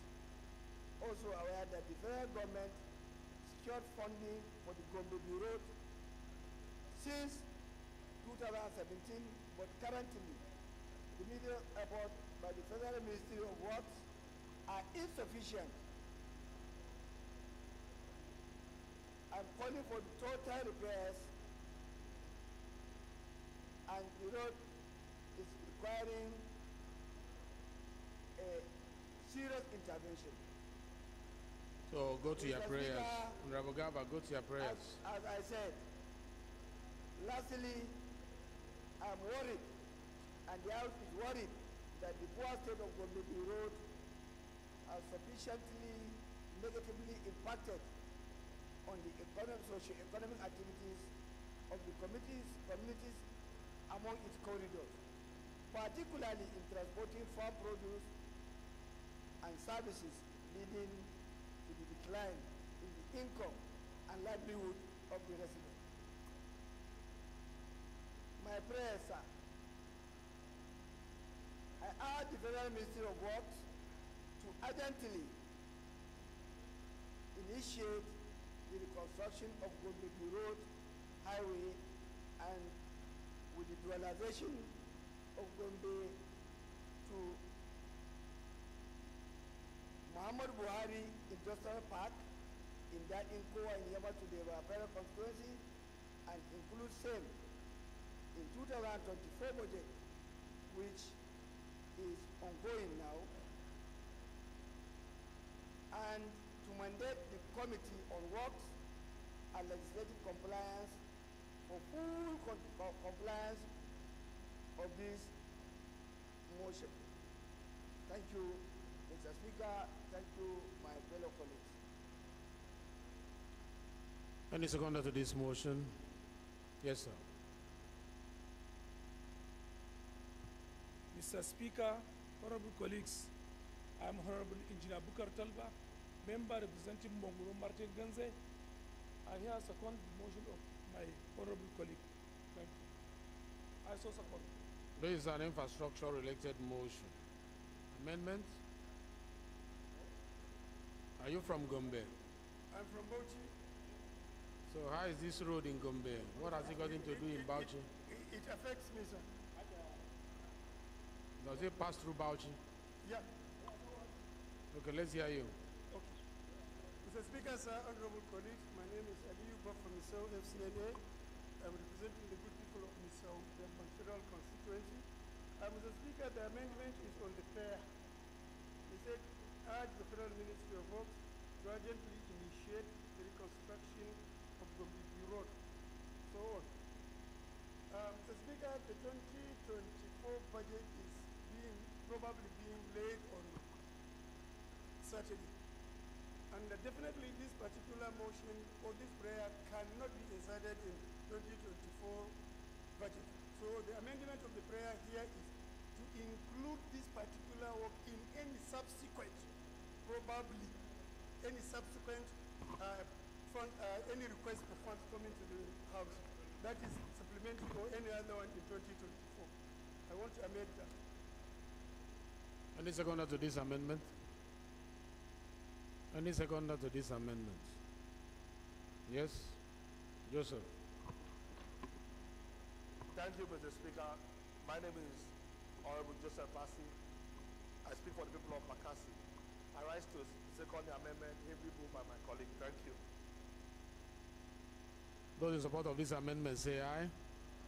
Those against say nay. The ayes have it. Those in support of this motion as amended say aye. Those against say nay. The ayes have it. These motions are referred to the Committee on Works. Honorable colleagues, the 11th order of the day is a motion on the need to rehabilitate and construct 65-kilometer rural road within Idare Ifedore Federal Constituency, standing in the name of Honorable Akim Bashaw, Festus Olarowaju. Honorable Olarowaju is invited to move the motion. Rural Access Road.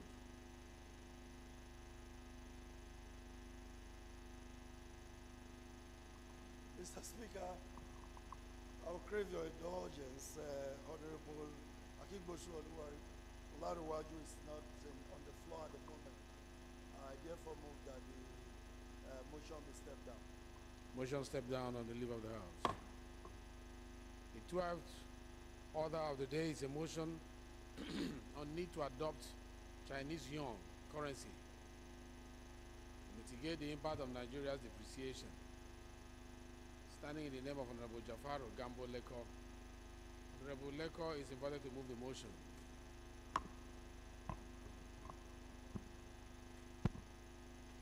Thank you, Your Excellency, the Right Honorable Speaker, my highly respected colleagues. My name is Honorable Jafaro Leko, and I speak for and on behalf of the good people of Bogoro, Dastafa Balea. Right Honorable Speaker, respected colleagues, I rise this morning to move a very important motion on a need to adopt Chinese yuan currency to mitigate the impact of the Naira depreciation.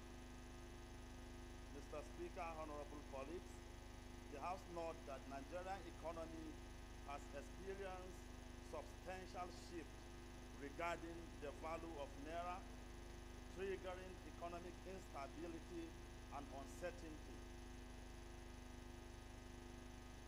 Also note that the International Monetary Fund proposed diversification of foreign exchange reserve for Central Bank of Developing Countries, which Nigeria is one. Further note that the global economic landscape is involving the international trade dynamics are shifting, with China assuming a leading role in global trade.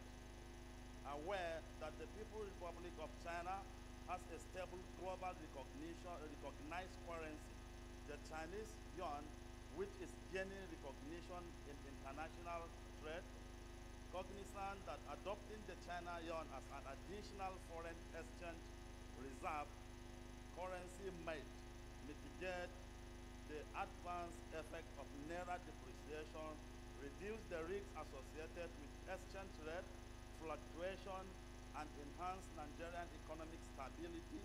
Furthermore, it will enhance Nigerian trade and economic peace with China, a crucial trading partner. The House resolved as follows: to mandate the Committee on Banking Regulation and other ancillary institutions to liaise with the Central Bank of Nigeria to explore the appropriate mechanism, policies, and partnership required for adopting the Chinese yuan as an official foreign exchange reserve currency alongside other major international currency, and report back within 4 weeks for further legislative action. Mr. Speaker, honorable colleagues, I so move. of order. What is your point of order, leader?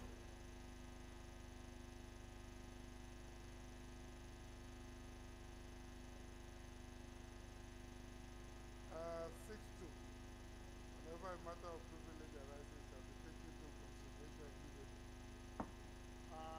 Mr. Speaker, do I have your permission on that?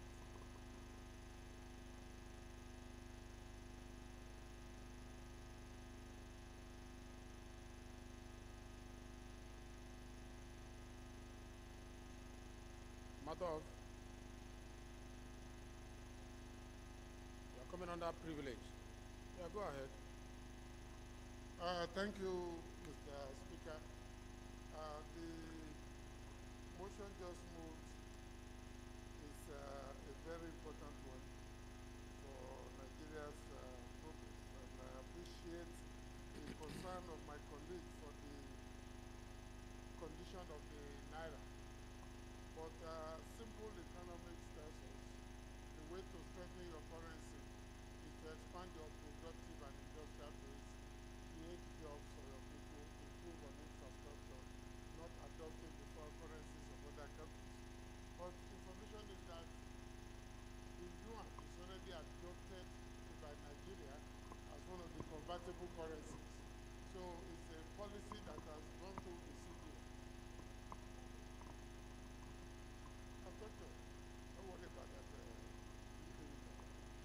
The information I'm giving is that this is a repetition of a policy already adopted by the Nigerian government officially, but it has not solved our problem, so it is not the solution to the problem of the naira. Thank you, Mr. No, it's not.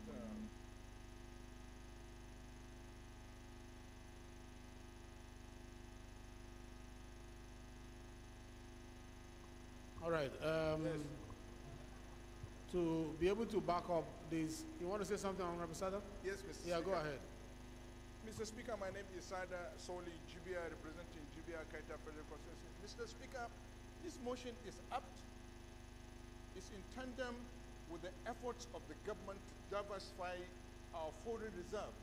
Like I can remember Rwanda in 2016, they have, gone into a relationship with China whereby they denominated their foreign reserve with yuan because of the volume of trade Rwanda has with China. If you look at the volume of trade we have with China, it's reasonable, and we will strengthen our currency and we will diversify our foreign reserve policy if we can adopt, although the majority leader informed the House that already that policy is there, but the motion is not harmful. The motion is just trying to encourage the CBN to sustain that relationship, and those that are in charge with the fiscal policy of this country and the monetary policy of this country. So I think it's a good motion. It's in the right direction in trying to diversify our foreign reserve policy. Thank you, Mr. Speaker.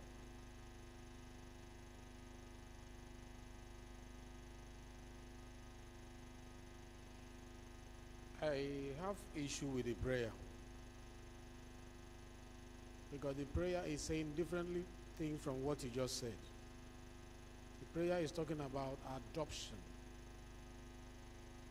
and the facts that we have before us says that in 2018 we adopted it after the impacts of the oil and gas price fall in 2015. And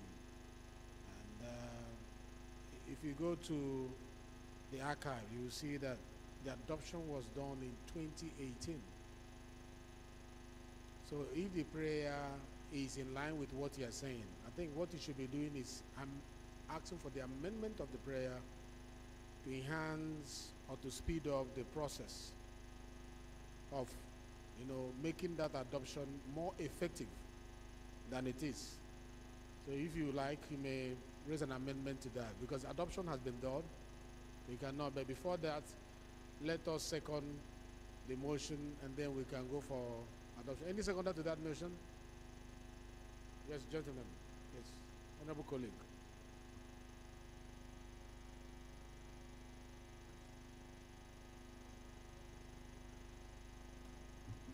Thank you, Mr. Speaker. My name is Donald Kemekambo Jogo. I represent the good people of Ilage South Federal Constituency. Mr. Speaker, I'm from Ondo State. Mr. Speaker, I rise this day, this good afternoon, to second the motion in respect of the need to adopt the Chinese yuan currency to mitigate the impact of the Naira depreciation of ably moved by my brother, Honorable Jafaru Gambo Leku. I so second, Mr. Speaker. Thank you. Motion has been moved and seconded. Any amendment to this motion? Any amendment to this motion? In view of the fact that I said it was published August 2nd, 2018, that we did a swap of $2.5 billion, currency swap, to boost our reserve and to aid our trade between the two countries. And it was then that we adopted that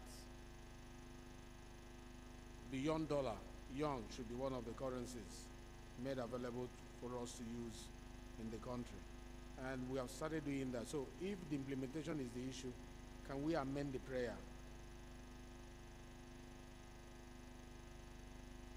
Because we cannot have two adoptions. We've already adopted in 2018 as a country. Yes, Honorable Sada. Mr. Speaker, I think what we can remove here, what we can delete is the adoption. We say they will. Because why is the mover of the motion? We are trying to help you and you are sitting down in your chair. Yes.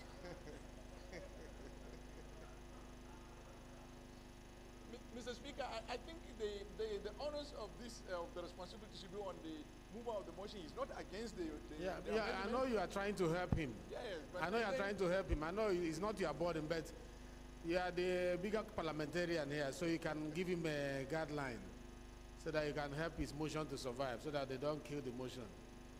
I think, Mr. Speaker, let me adopt your amendment, and I will sign the amendment sheet, and I will pass it.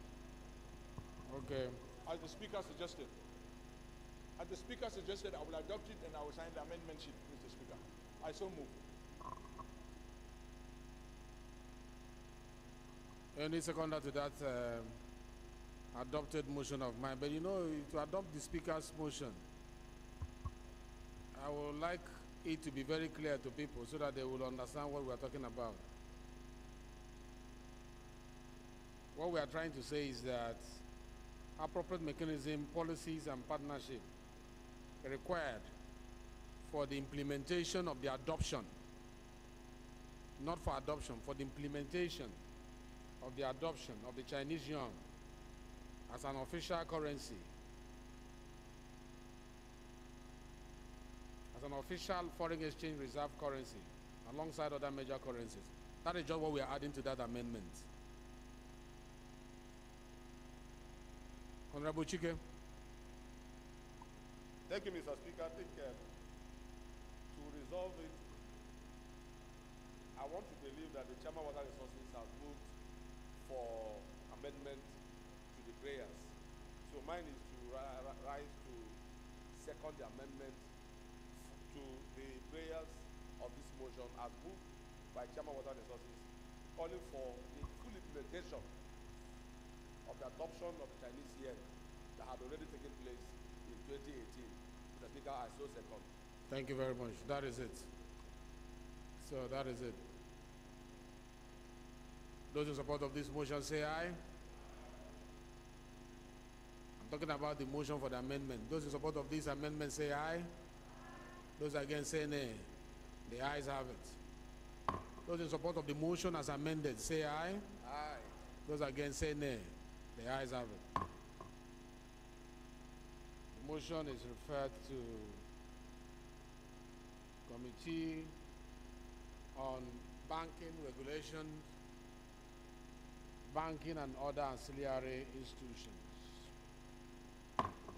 The 13th order of the day is a motion on need to release palliatives and sundry support for dry season farming in the North Central Zone, standing in the name of Ahmed Ademu Saba.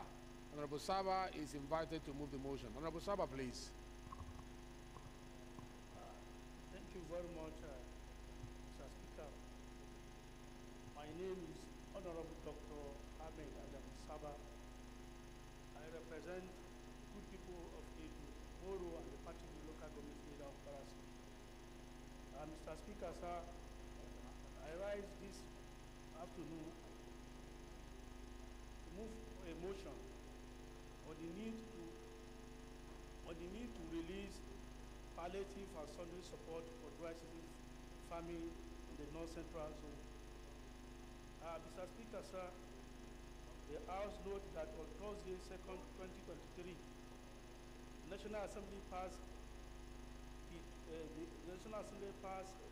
2.17 trillion naira 2023 supplementary appropriation bill, which includes palliative measures like wage awards for emergency, infrastructure, insecurity, and the labor demands.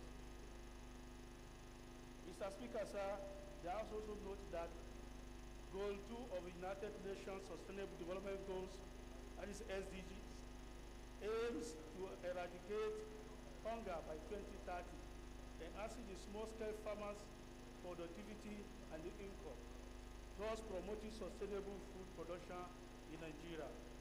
Mr. Speaker, sir, the House also further note that the federal government has declared a national emergency of food security due to rising inflation and make basic foods more expensive and escalating malnutrition, poverty rate across the country.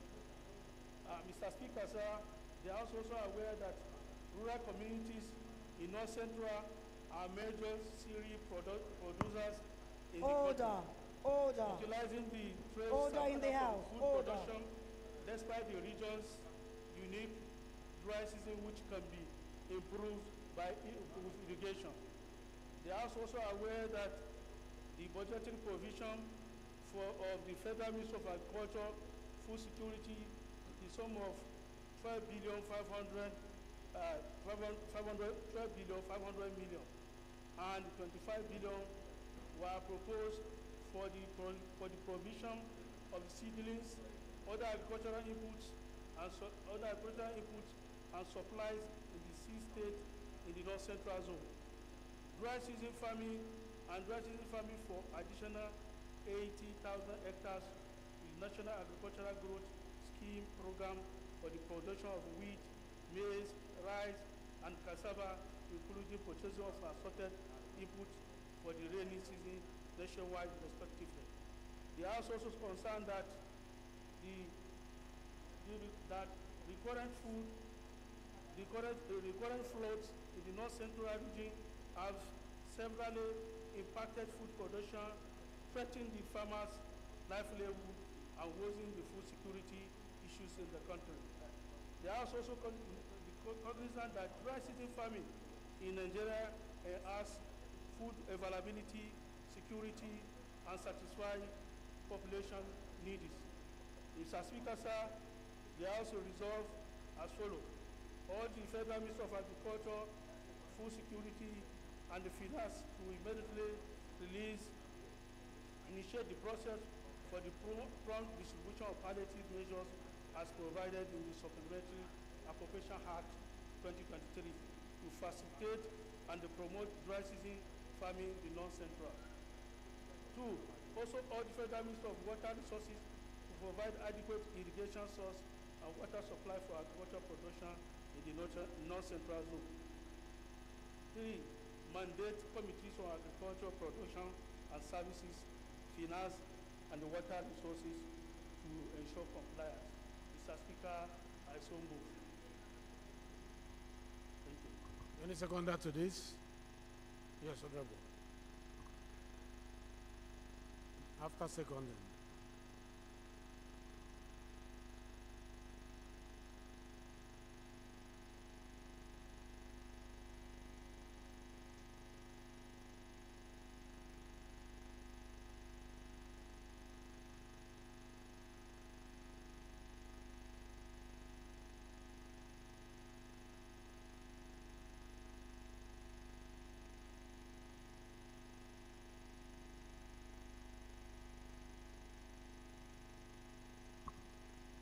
to another seat where you can speak.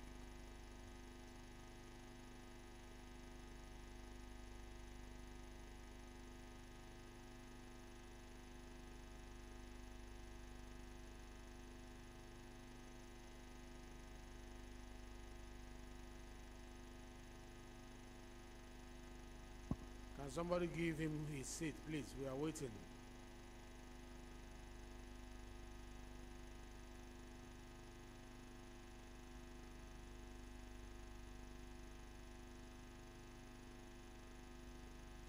Okay, any other person that has the mic working? Honorable, on this side. Any other mic is working here?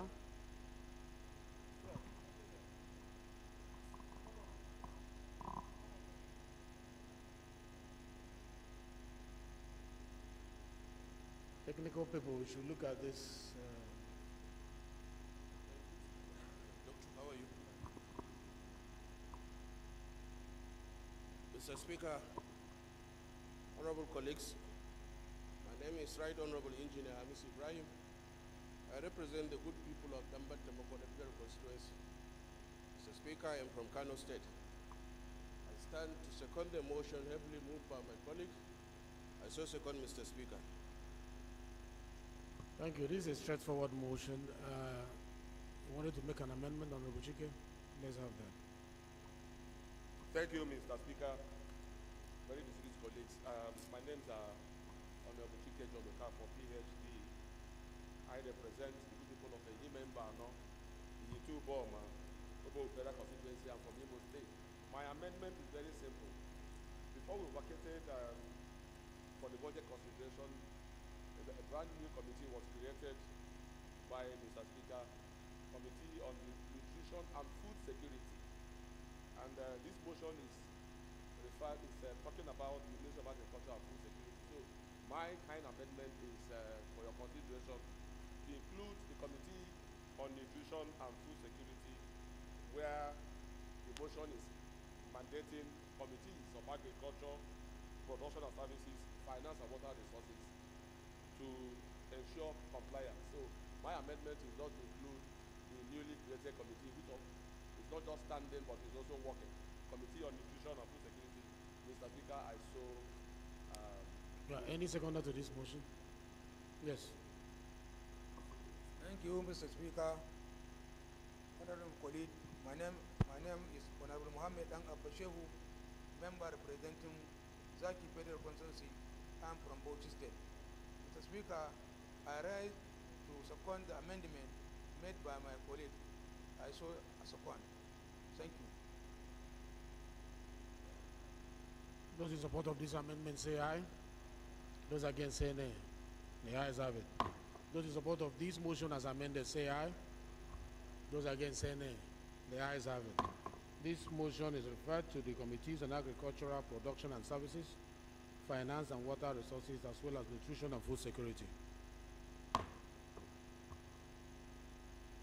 The 14th order of the day is a motion on need to direct telecommunication companies to restrain from unwarranted charges on services not rendered and improve service delivery, standing in the name of Honorable Emmanuel Okpong Odo.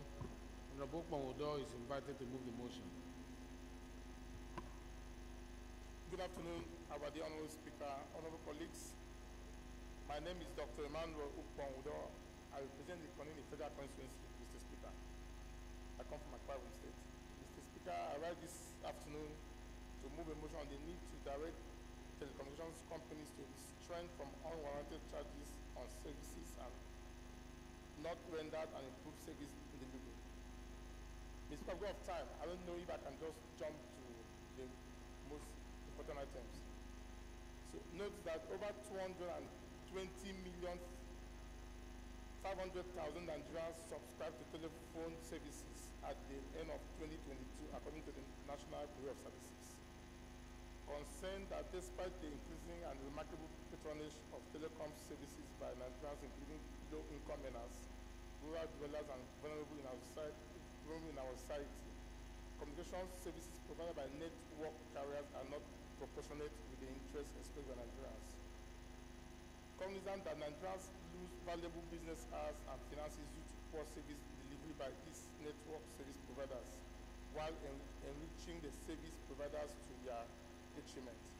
Resolves to urge the Nigerian Communications Commission (NCC) to ensure that registered network providers MTN, Glo, Airtel, and Nine Mobile provide quality communication services to Nigerians. Also urge the Nigerian Communications Commission to abort unwarranted charges on calls that reach to wrong practice and zero voice, and mandate the Committee on Communications to ensure compliance. Mr. Speaker, I so move. Thank you very much. Straight to the point. Yes, Honorable.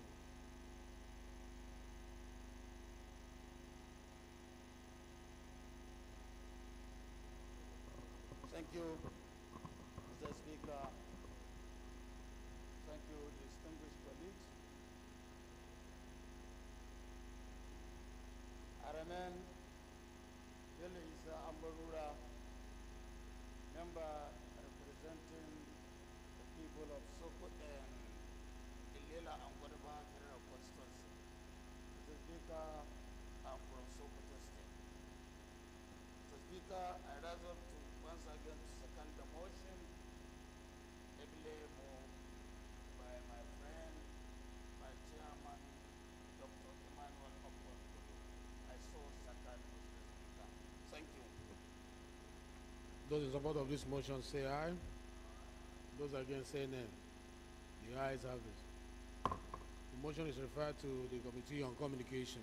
The 15th order of the day is a motion on ravaging effects of gully erosion in Yenegoa, Obogoro, Famgbe, Igolo, and other communities within and around the Igoli River of Bayelsa State, standing in the name of Honorable Oboku Abonsi Zibe Ofoji. Honorable Ofoji is invited to move the motion. It's an infrastructure-related or disaster-related motion, so go straight to the prayers if you are here.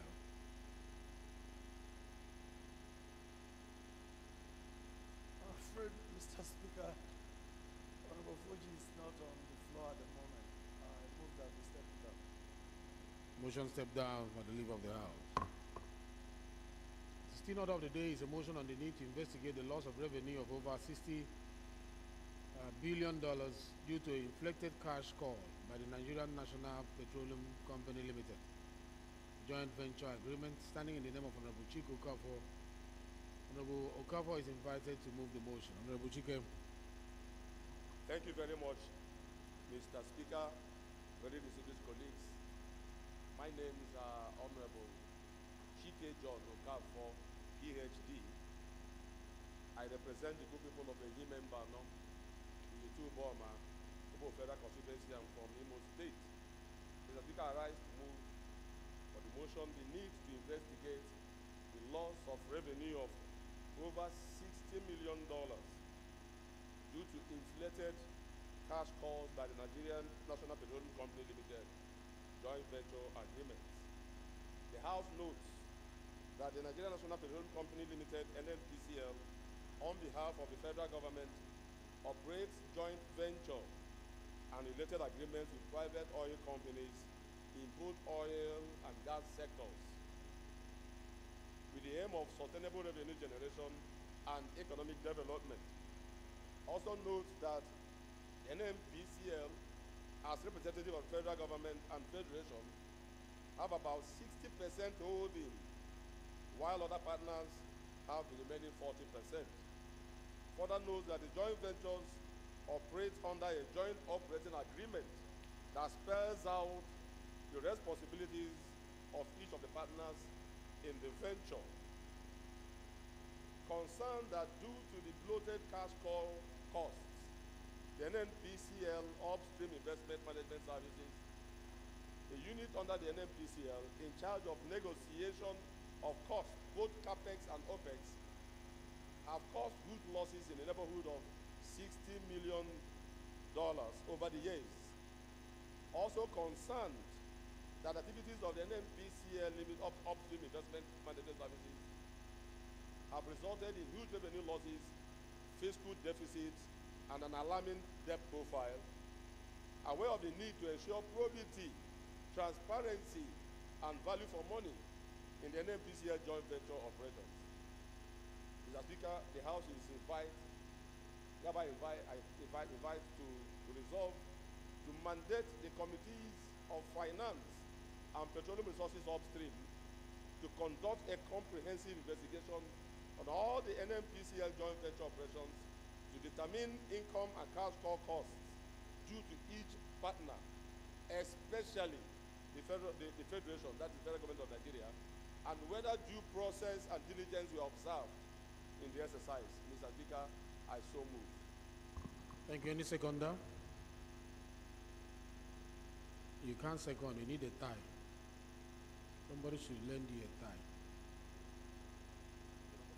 Okay, go ahead. Dr. Adebayo. Thank you, Mr. Speaker, Right Honorable Benjamin. My esteemed colleagues, my name is Dr. Adeshola Adedayo.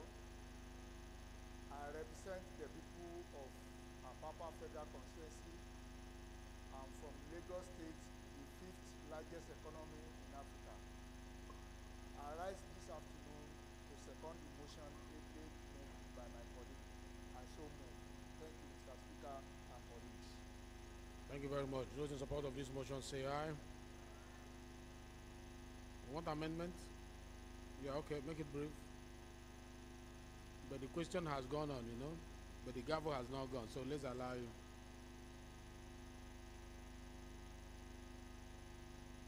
Go ahead, we're waiting for you.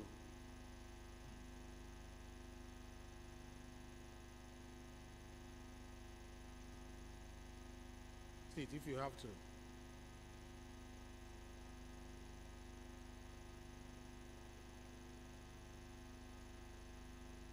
Technical people, do something about this microphones.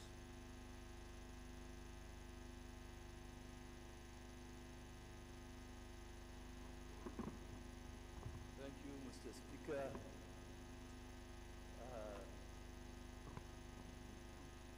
And I want to commend my honorable... Can you second? Just second. Go ahead and second. My name is Honorable Isa Muhammad Aka. I'm representing Aka to that Federal Constituency. I'm from Zamfara State. The motion to, as far as I'm concerned, is okay. I'm not seconding the motion, I'm making an amendment. The NLPCL, they are referred to, sir, is an associate of the upstream sector. So I don't think we can have an independent investigation if we refer this motion independently, unilaterally to the upstream sector alone. We have to have a parallel sector. And I think the downstream sector is one of the sectors that we are supposed to match together in order to have a complete investigation. So what is the amendment? The amendment is that the downstream sector should be included. Thank you very much. Okay. So any seconder to this amendment? Any seconder to the amendment that downstream should be included? Any seconder to this amendment? There is no seconder. Okay. Those in support of the motion say aye. Those against say nay. The ayes have it.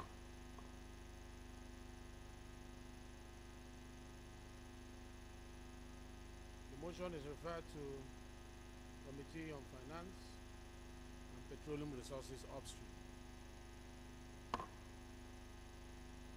The 17th order of the day is a motion on need to remit accrued 5% users charge of petroleum pump price and diesel to Federal Road Maintenance Agency for effective roads maintenance, standing in the name of Honorable Aderemi Oseni. Honorable Oseni is invited to move the motion. Thank you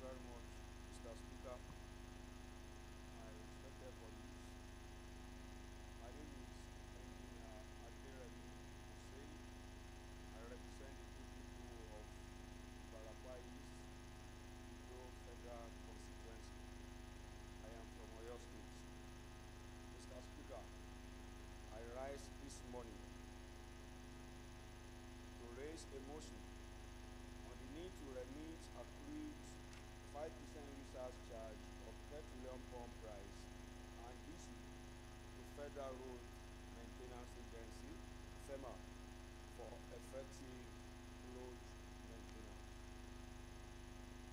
The House notes that the Federal Road Maintenance Agency, FEMA, requires improved funding to enhance its efficiency. The agency's revamp strategy involves leveraging on the sources of funding provided by law, as lack of funds is a significant challenge that hinders its optimal performance. Mr. Speaker, also note that underscore the importance of funding to road management and maintenance. Section 14H of the FEMA Roads Maintenance Agency Amendment Act 2007 provides that the funds of the agency shall consist of 5% users charge on pump price of petrol, diesel, and of which 40% will accrue to FEMA. Mr. Speaker, concerned that since the commencement of the Federal Road Maintenance Agency Amendments Act of 2007, which embodies the provision, the user's charge has now been remitted to the agency, which has accumulated to about 900 billion naira. Disturbed that the perpetual non-remittance of 900 billion naira in users' charges on petrol and diesel pumps negatively impacts the agency finances and performance, consequently affecting the state of the federal roads. Mr. Speaker, cognizant of the need to remit the user's charge on pump prices of petrol and diesel of about 900 billion naira to the Federal Road Maintenance Agency, FEMA, in pursuance to the Section 14H of the Federal Road Maintenance Act 2007, as part of the efforts for the increased funding for timely and effective maintenance of the road maintenance to foster economic growth and development. Mr. Speaker, the House resolve urge to the Ministry of Petroleum Resources, Nigeria National Petroleum Corporation Limited, Nigeria Midstream and Downstream Petroleum Regulatory Authority, and Ministry of Finance and Office of the Accountant General of the Federation to ensure that users charged on the pump price of petrol and diesel are immediately remitted to FEMA under Section 40H of the Federal Road Maintenance Agency Amendments Act of 2007, and mandates the Committee on FEMA, that is Road Maintenance Agency, and legislative compliance to ensure compliance. I so move, Mr. Speaker.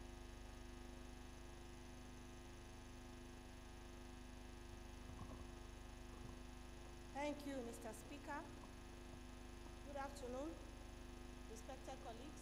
My name is Kafilat Obara. I represent Koshofe Federal Constituency. I'm from Lagos State, the Center of Excellence.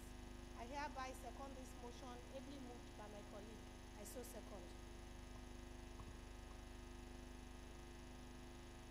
Before I put the question, any amendment?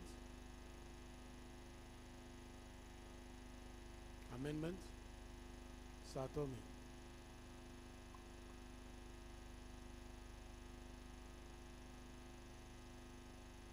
Thank you, Mr. Speaker. I remain Engineer Satomi Ahmed. I represent Jere Federal Constituency of Borno State. Mr. Speaker, my point of order is, I think the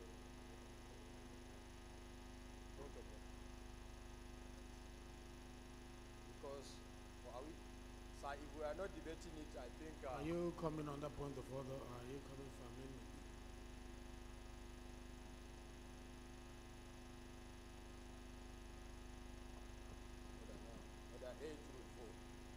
Let's hear you. Satobe, let's hear you. Sir, I think there is a bill on that, which I believe calling or urging the federal government to enact the National Road Authority, which the bill I think is somewhere has passed third reading in this chamber, this 9th assembly.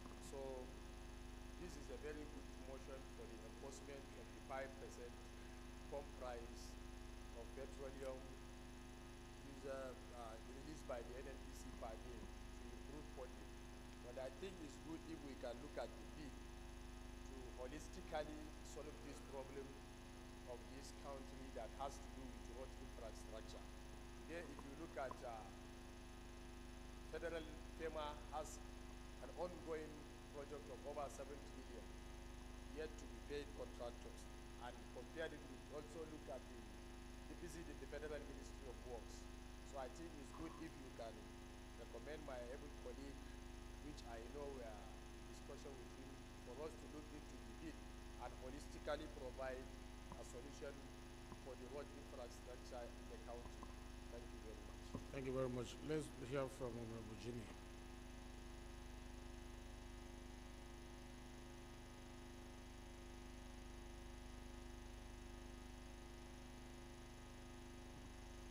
Thank you very much, Honorable Speaker, honorable colleagues.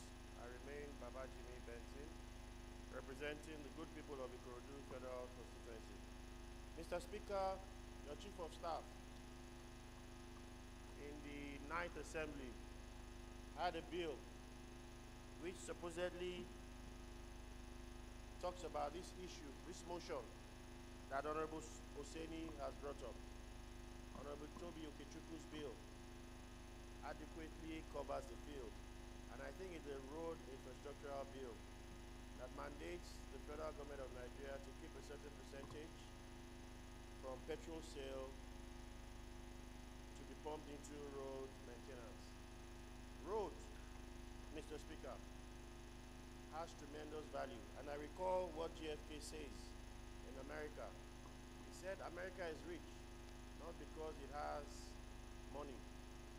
America is rich because its infrastructure, its roads, makes its people rich. We cannot underscore the amount of money we need to pour into our road maintenance.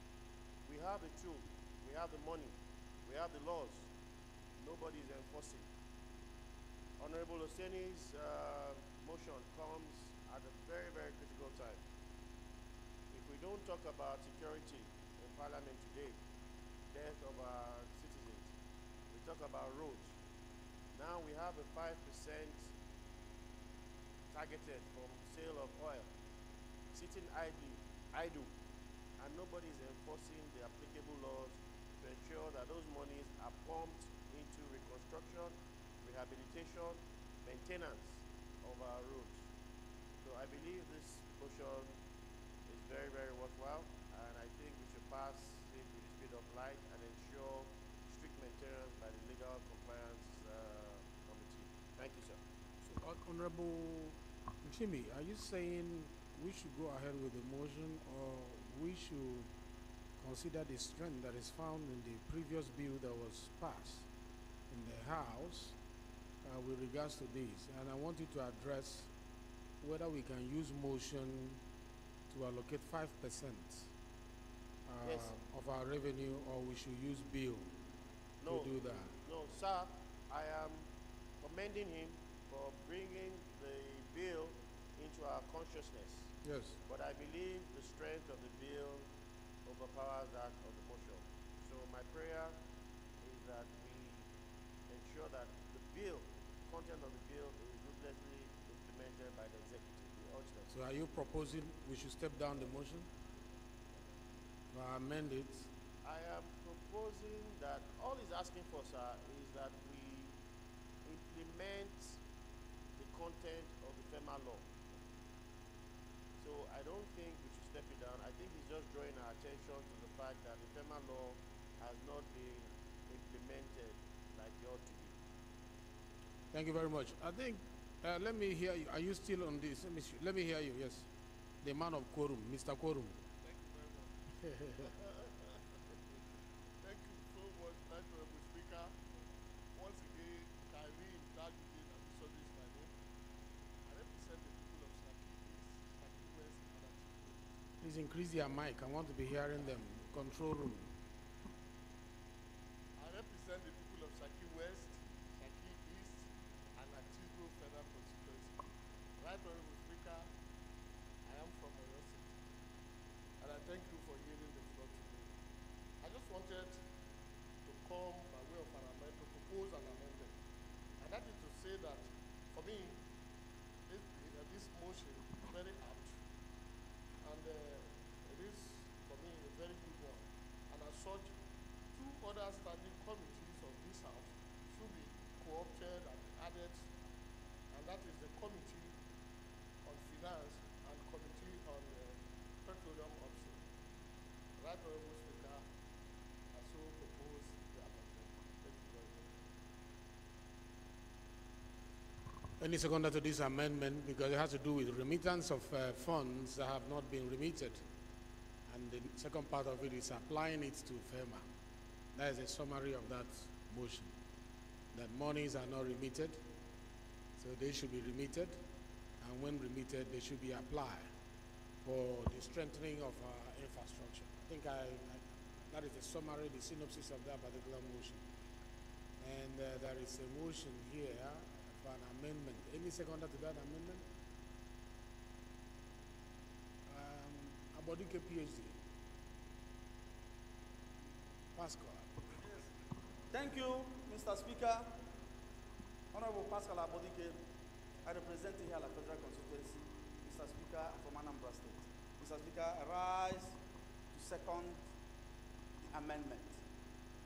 Motion for the amendment. I so second.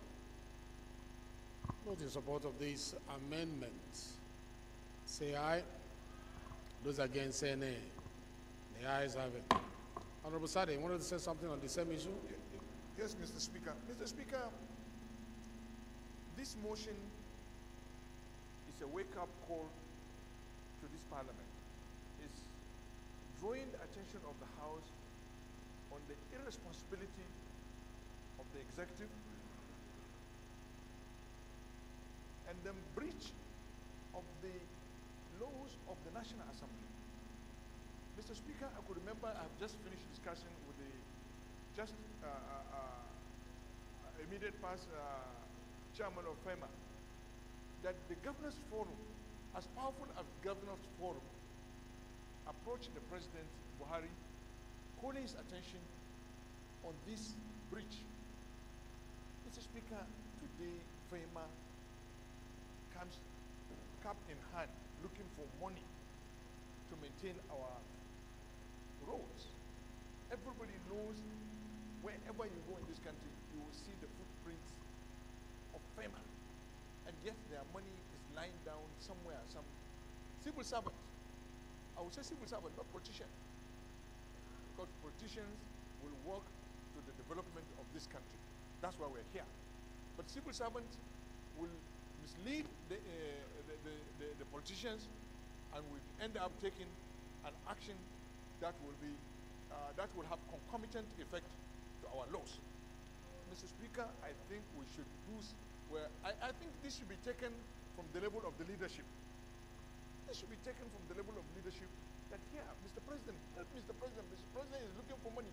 I bet you this money is somewhere lying down somewhere. This money that we're talking about. For this motion to come on this floor, I know our member, we know how thorough he is. He must have seen this money lying down somewhere. Let's call on President Tinubu. This money is there. Mr. President, listen to us. Get this money and get it to FEMA to do our work. Thank you. Thank you very much. I think you just contributed to the debate, not that you are amending it. FEMA, you want to say something? Former FEMA.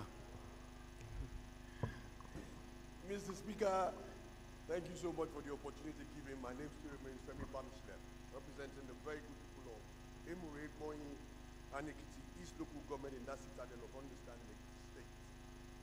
Mr. Speaker, I just had a very, very constructive discussion with Honorable Sadasoli on this particular matter. And I want to make it crystal clear. In the last government, I think the issue has to do with the executive. The constitution is clear. The creation of FEMA Act is crystal clear, 5%, and it's just limited to FEMA alone. There are several agencies that look onto this 5% being drawn from NMPC and all that to fund the makings and the reconstruction and whatever of our bad roads in this country. And it's about time. Just like our members has clearly said, the executive has the funds one way or the other.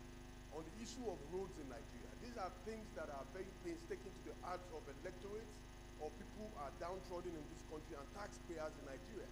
And it's about time that system looks for these funds. I make it crystal clear, we did everything humanly possible in the 9th Assembly as chairman of FEMA, and that was why the Committee of Governors, which is the Governors Forum, we went as far as sitting with the president on this particular matter to get the 5% released to FEMA. The patent, 25 billion, 100 billion, FEMA even given 1 trillion cannot get the roads of Nigeria done. We have 36 states and the federal capital, and we know how dilapidated all our roads are. So my appeal again is to join the issue of the submission of the motion that this be done on time, and we appeal to Mr. President to please use his office at this point in time to save Nigerians from the decadence that we have found ourselves. Thank you. I think we have deliberated on this enough, and the amendment has been moved and voted on. I want to ask the question on the motion as amended. Those in favor of the motion as amended say aye. Those against say nay. The ayes have it.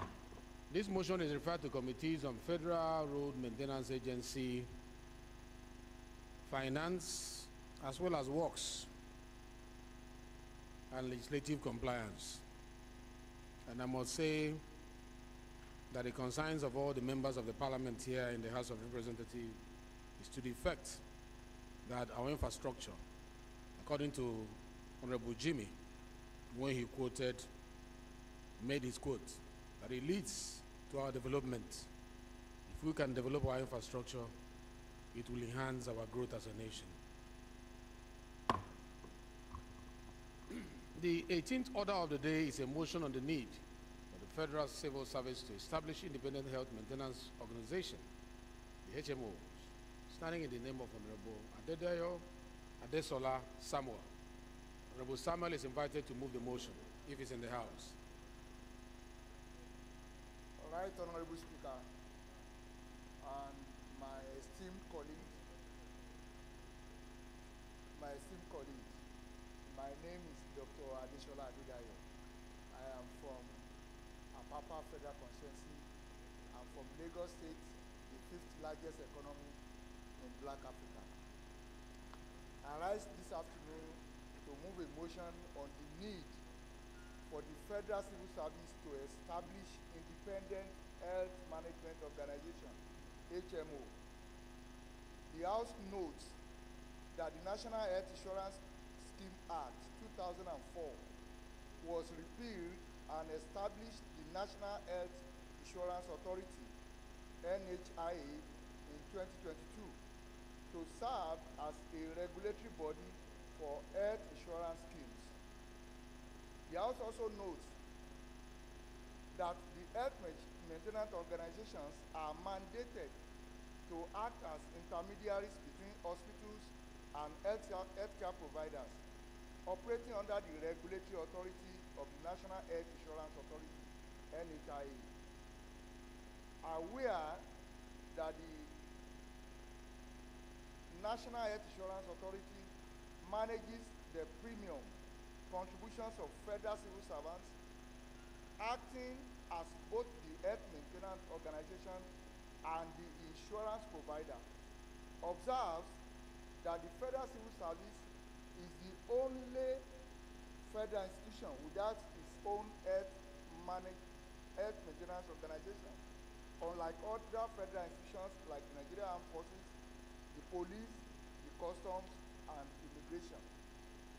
The House is concerned that the current arrangement causes federal civil servants to lose their coverage upon retirement, despite their career-long premium contributions. Also concerned. Honorable Ononoga, please approach the chair. Approach the chair, yes. Also concerned that the contributions of federal civil servants have been a major source of distraction to the regulatory and universal health coverage responsibilities of National Health Insurance Authority. Worried that the NHIA's regulation and implementation of health insurance schemes for the federal civil servants have not prioritized their health, particularly post-retirement. The House therefore resolves, Mr. Speaker and my honorable colleagues, urge the National Health Insurance Authority to focus on enhancing its regulatory capacity, while the federal civil service should be tasked with creating its own independent HMO. Number two, also urge the head of service of the Federation to initiate the process of establishing an independent health maintenance organization that meets the National Health Insurance Authority accreditation requirements. And finally, the third prayer, to mandate the committees on healthcare services, public service matters, labor, employment, and productivity to ensure compliance. Speaker and my honorable colleagues, I beg to move this motion. Thank you very much.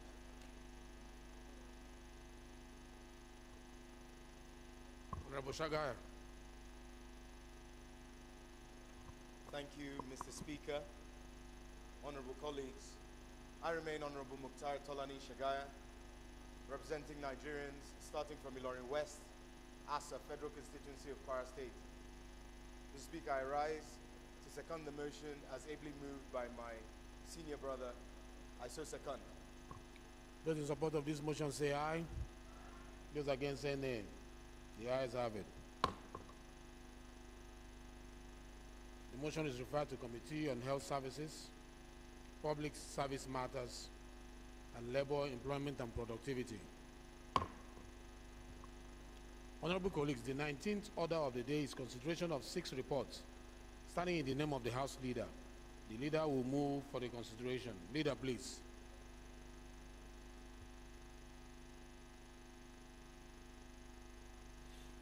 Mr. Speaker, I rise to move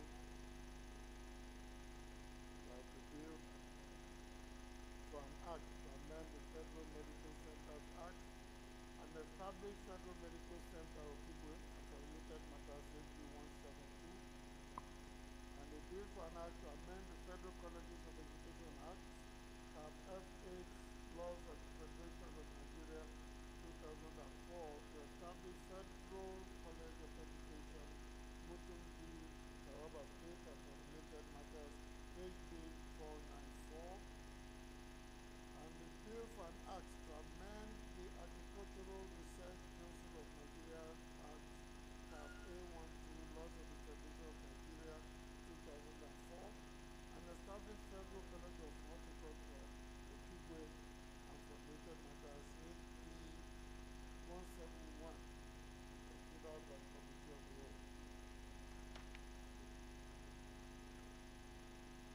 There's a bill for an act also, Mr. Speaker. A bill for an act to establish Food Vendors Registration Council of Nigeria, charged with responsibility of advancing the registration, training, and sales practice of raw and cooked food vending businesses and preventing double taxation collection on members of the council by unauthorized bodies in Nigeria and for related matters HB 326,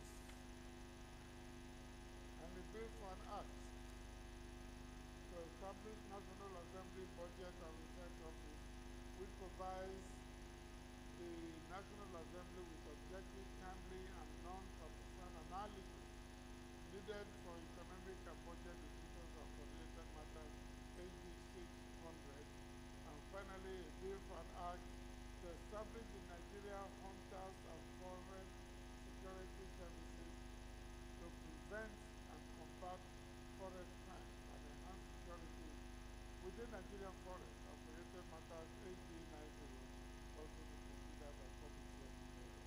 I so move. Minority Leader. Thank you, Mr. Speaker. I rise to second the motion that the House do consider the report on the following bills: HB 172, HB 494, HB 171, HB 326, HB 600, and HB 90. I so second, Mr. Speaker. Those in support of this motion say aye. Those against say nay. The ayes have it.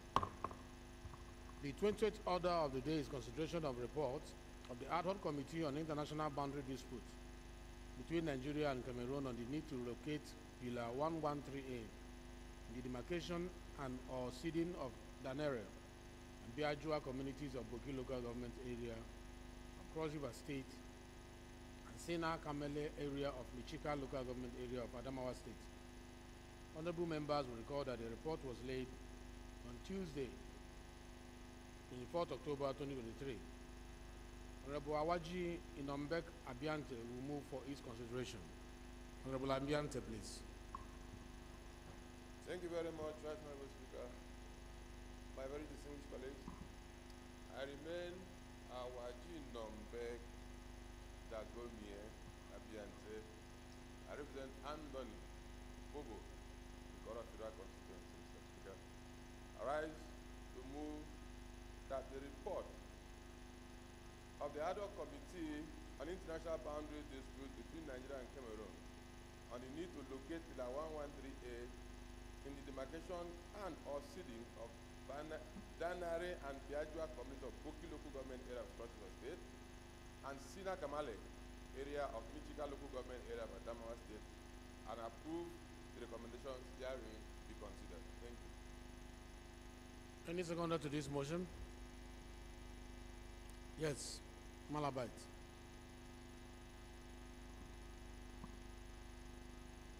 Thank you, Mr. Speaker. My names are Victor Abang. I represent the people of Ikomboki in Cross River State. I second the motion heavily moved by my colleagues. Thank you. Those in support of this motion say aye. Those against say nay. The ayes have it. House Leader, please move that the House resolve to the Committee of the Whole to consider the bills and the report. Mr. Speaker, I rise to move that the committee resolve the Committee of the Whole to consider the bills and the report. Mr. Speaker, my dear colleagues, I rise to second the motion that the House do resolve it to Committee of the Whole. I so second. Those in support of this motion say aye. Those against say nay. The ayes have it. The House hereby resolve it to the Committee of the Whole.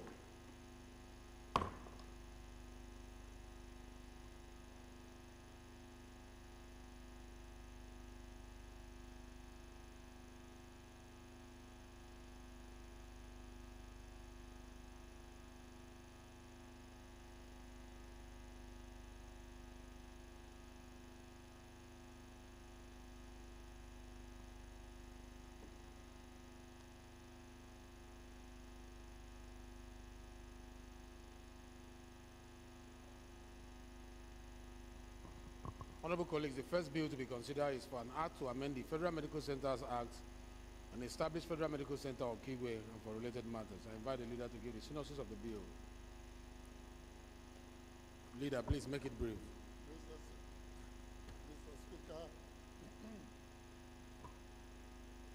this is simply an attempt to amend the Federal of the Act to include the Federal Medical Center of Kigwe Imo State to perform regular and well-known medical services to communities, immediate and secondary communities in the Tigwe, Imo State, and beyond. Thank you, Mr. Speaker. Thank you. The question is that 3 clauses of this bill be made part of the Act. Clause 1, Clause 2, Clause 3, explanatory memorandum, long title,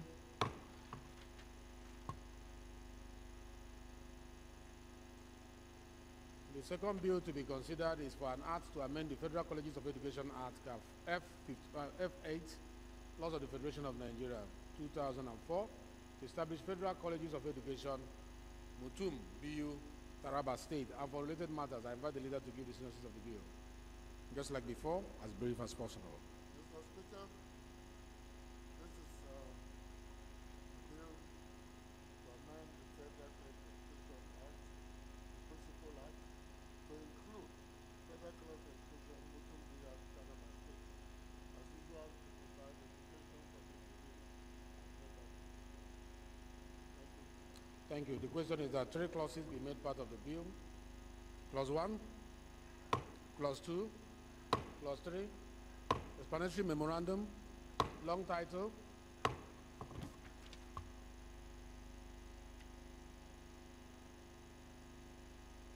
the third bill to be considered is for an act to amend the Agricultural Research Council of Nigerian Act, Cap A12, Law of Operation of Nigeria, and establish Federal College of Horticulture, or Kigwe, and for related matters.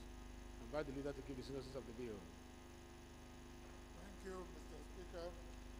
Again, this is simply a bill to amend the Principal Act, the Agricultural Research Council of Nigeria Act, Cap A12, to include the Federal College of Horticulture of Kigwe in the State to perform first world-class agricultural services in Imo.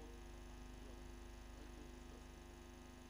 Thank you. The question is that 3 clauses be made part of this bill. Clause 1, Clause 2, Clause 3, explanatory memorandum, long title,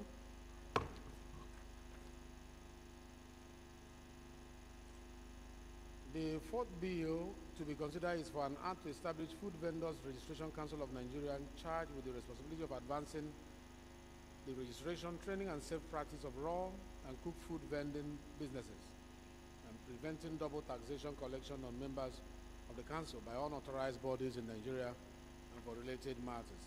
I invite the leader to give the synopsis of the bill once again. Leader, please. Mr. Speaker. Mr. Chairman. As the title of the bill clearly states, this is designed to protect the interests of Nigerians, particularly those of us that like to stop our vehicles on the highway to buy something to eat, be it from Mama Put or roasted plantain, roasted maize, and other things. This is essentially designed to protect food vendors, but also protect the public. And the provisions and functions are structured in the bill and well laid out in the bill. I recommend it to my colleagues to consider this very possible. The question is that 23 clauses of this bill be made part of the Act. Honorable Abiante, what is it? Thank you very much, Mr. Chairman, my distinguished colleagues. For this bill, I just want to state that the bill may not be necessary. We just passed a bill that established the Nigerian Food Council, signed into law in 2019. In that bill, every aspect related to the regulation of food, food items, processing, preservation, distribution are contained. This will amount to a duplication of effort. Moreover, the Nigerian Food Council Act has not even been tested because the center that warehouses the database was just commissioned less than 30 days ago. And if we put this up, it will not in any way guarantee the effective, efficient, and disciplined practice of issues about food. And let us not forget that food is an essential ingredient in life. If it is handed over to people who are not qualified because they can turn it, because they can cook, because they can put ingredients together, we might be consuming poison. So I would appeal to my colleagues to allow the Nigerian Food Council that was just established continue to do her duties. Thank you very much. Thank you very much. The rules and business. Thank you very much, Mr. Chairman. While I appreciate the views expressed by Honorable Abiente, I think that those would have come up at the point of second reading, where we debate the merits and the demerits. At this point, we are just crossing the T's and dotting the I's. We have since crossed that level. It's bringing us back. And I don't think this will stop the Food Council from operation. I would suggest that we go on and do the clause-by-clause consideration. I so move, Mr. Chairman.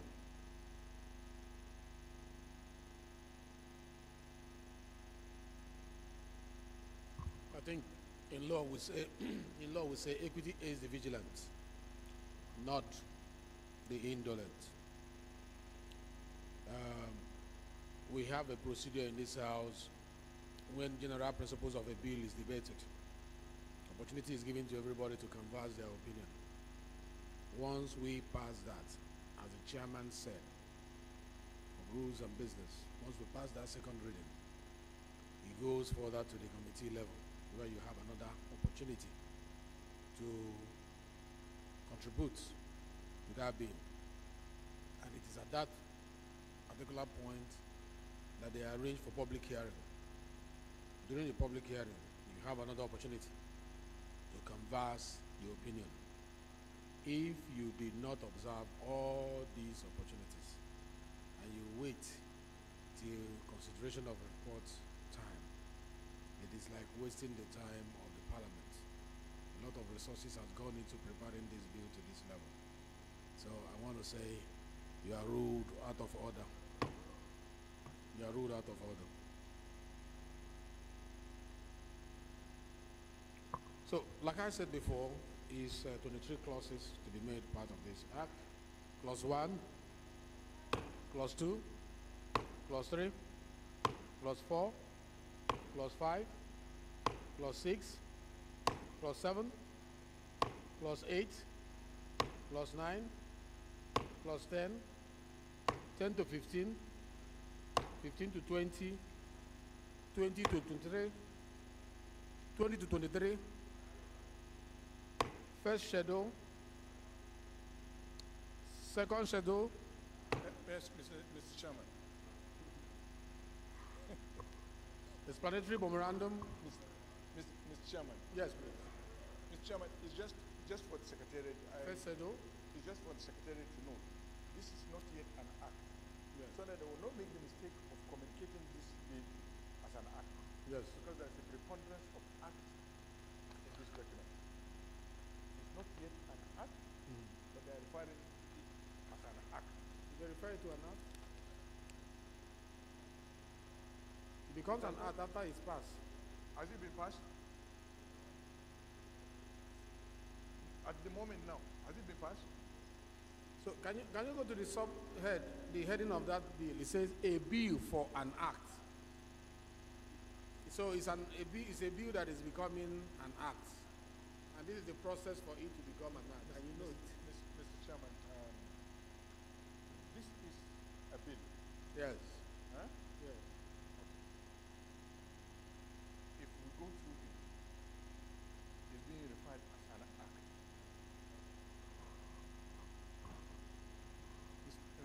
Mr. Leader, I beg to disagree with you. Even when we enroll it, going to the president, it will go as a bill. It it will only become an act if it is assented to. If it is not assented to, by the time it is being gazetted, that is when it will carry the name of an act.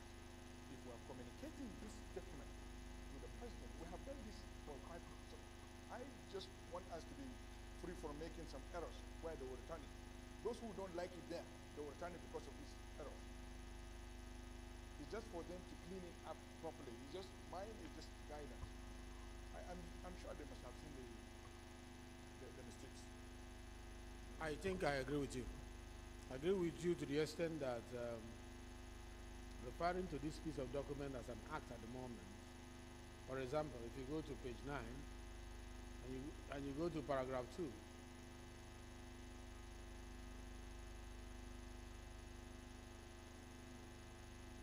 so the act shall apply. So what I think it will go through secretariat cleaning. Okay, you have a right of review. Thank you, sir. Right of reply. I clearly understand what Dr. Sada is saying. But whilst it is a bill, if we, like, let's take section 1 of this bill, this act shall apply to all raw and cooked food. His complaint is that it should be this bill shall apply. Now, if it is passed and we send to Mr. President containing this bill shall apply, and President assents, are we coming back to amend it? Or it is at that stage that they will now start struggling to change every word where we have bill to act, which will then not be an act of National Assembly. The heading is a bill. The content of it can refer to it as an act, so that when it is signed by Mr. President, you don't come back to amend anything. But the heading itself is still a bill. So I don't think that there is any problem with that. Your complaint, that's my opinion on this. Mr. Chairman, by my training, I'm not trained to argue with my leaders. I rest my case, Mr. Chairman.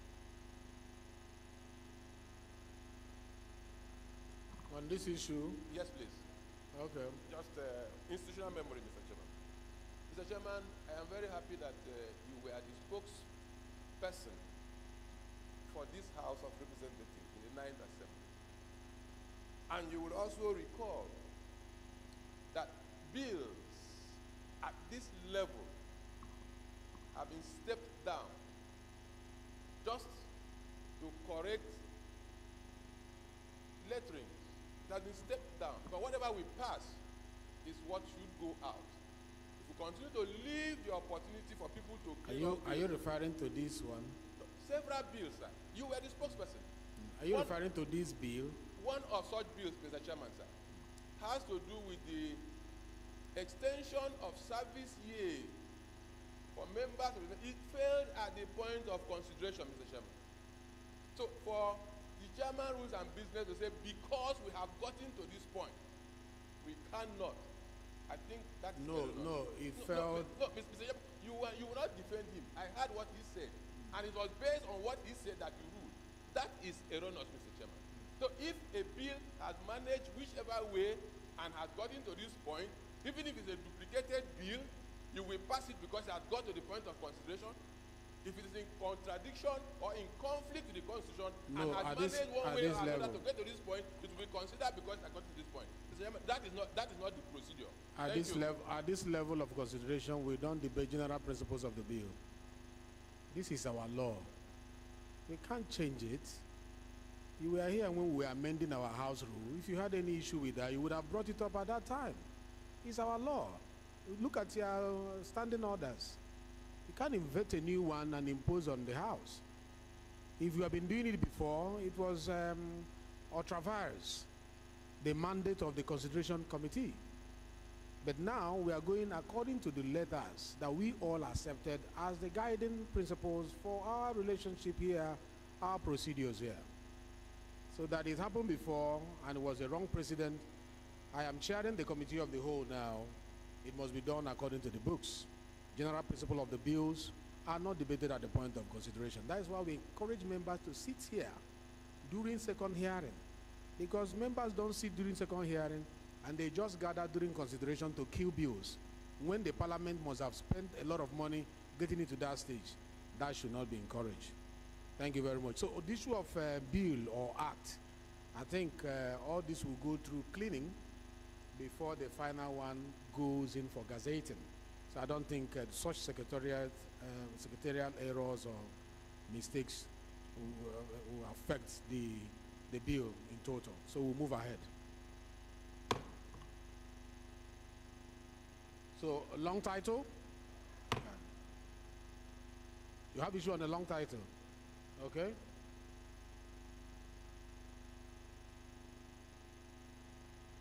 Thank you, sir. The long title reads a bill for an act to establish the Food Vendors Registration Council of Nigeria, charged with the responsibility of advancing the registration, training, and safe practice of raw and cooked food vending businesses, and to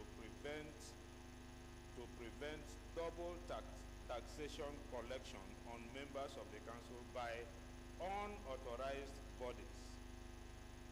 Double taxation, it's wrong. So whether it is done by authorized or unauthorized body. But if we say it is by unauthorized bodies, it means that if the body is authorized, the body is permitted to carry out double taxation.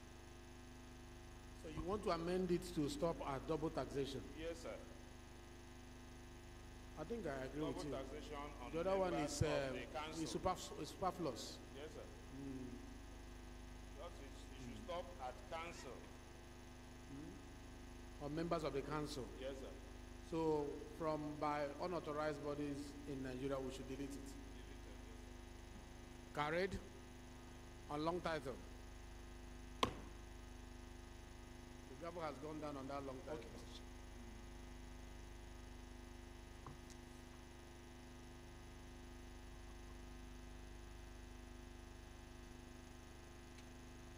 The fifth bill to be considered is a bill for an act to establish National Assembly Budget and Research Office, which provides the National Assembly with objectives, timely and non-partisan analysis needed for economic and budget decision and for related matters. I invite the leader to move the synopsis of this bill. Please make it brief, leader. Thank you, Mr. Chairman. This has been a bill that has been with us for a while. We all know the purpose. If we have NAPRO functioning properly equipped, our job here will be made a lot easier. The committees will receive more assistance and support to do what they want to do, essentially to act as an independent body to provide analysis of the budget once it is presented, during the reviews, after it is presented, to provide information on projects that were funded and not funded, and so on and so forth. Mr. Chairman, to provide assistance to all committees we have at all times, and I think this is critical, it is needed, it exists in other parliaments around the world, and I strongly recommend that. Thank you. The question is that 24 clauses be made part of this bill. Clause 1, 2 to 10, 10 to 20, 21, 22, 22, 23, 24, schedule, explanatory memorandum, long title. The sixth bill to be considered is for an act to establish the Nigerian Hunters and Forest Security Service, prevent and combat forest crime, and enhance security within Nigerian forests and for related matters. I invite the leader to give the synopsis of the bill.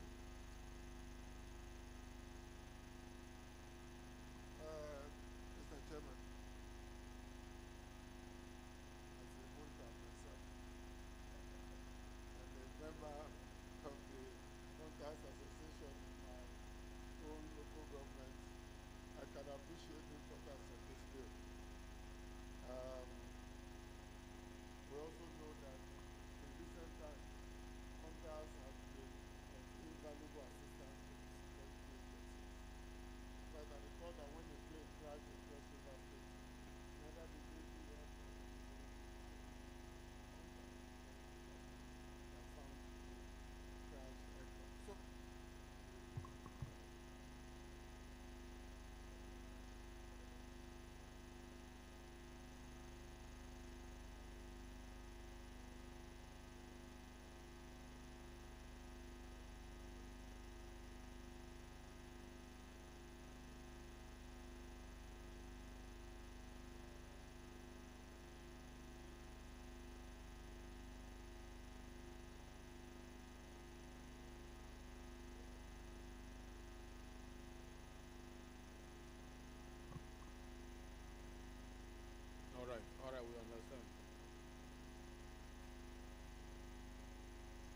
Thank you. The question is that the bill, the clauses 1 to 24 be made part of the clause 1,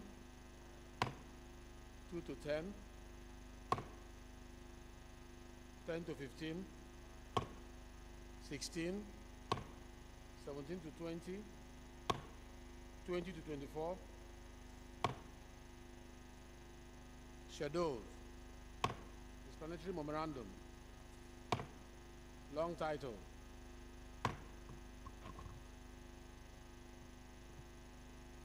The last report to be considered today is a report to be is that of ad hoc committee on international boundary dispute between Nigeria and Cameroon on the need to locate pillar 113A in the demarcation and or ceding of Danare, Viajuo community of Boki local government area of Cross River State, and Sina Kamale area of Michigan local government area of Adamawa State. I invite Honorable Awaji Nombek Abiante to give the synopsis of the report. Please make it as brief as possible. Honorable Abiante, please. Thank you very much, Mr. Chairman. Awaji Nombek Nagonye Abiante. Andoni Popongora Federal Constituency. Mr. Chairman, recall that this House is set up an ad hoc committee on this matter relating to disputes, boundary disputes between Nigeria and Cameroon. The committee went to work, visited the exact places that the pillars were, except for pillar 113A, which has always been in contention before the committee was set. We didn't trace that pillar, interface with the members of the community, and they offered their own understanding of what should happen relative to the judgment of the ICJ using natural boundaries, watersheds, in the event that there are disputes. The judgment also gives consideration to the fact that communities, parties can get back on their own and see how they can sort out whatever the challenges were. In the course of our exercise, it was expanded to include the Sina Madagali area of Adamawa State, Michika local government area. We also visited the area, interfaced with the members of the community, and sat back to put this together as our own thought, our own guide to help resolve the challenges. Okay, round up. And I would appeal that we consider seriously the provision of infrastructure along the border communities. It is very important. Our security agencies should also be made to be a lot more responsive when it comes to issues around the area, so that we can stop the harassment of our citizens by the agents of our neighboring countries. Thank you very much, Mr. Chairman. Thank you very much. The question is that recommendation 1 to 12 be made part of the reports of this committee. Recommendation 1, recommendation 2, recommendation 3, 4 to 10, 11, 12,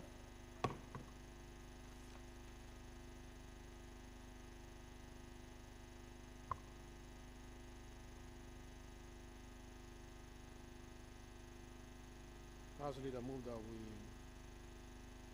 revert to plenary to consider report.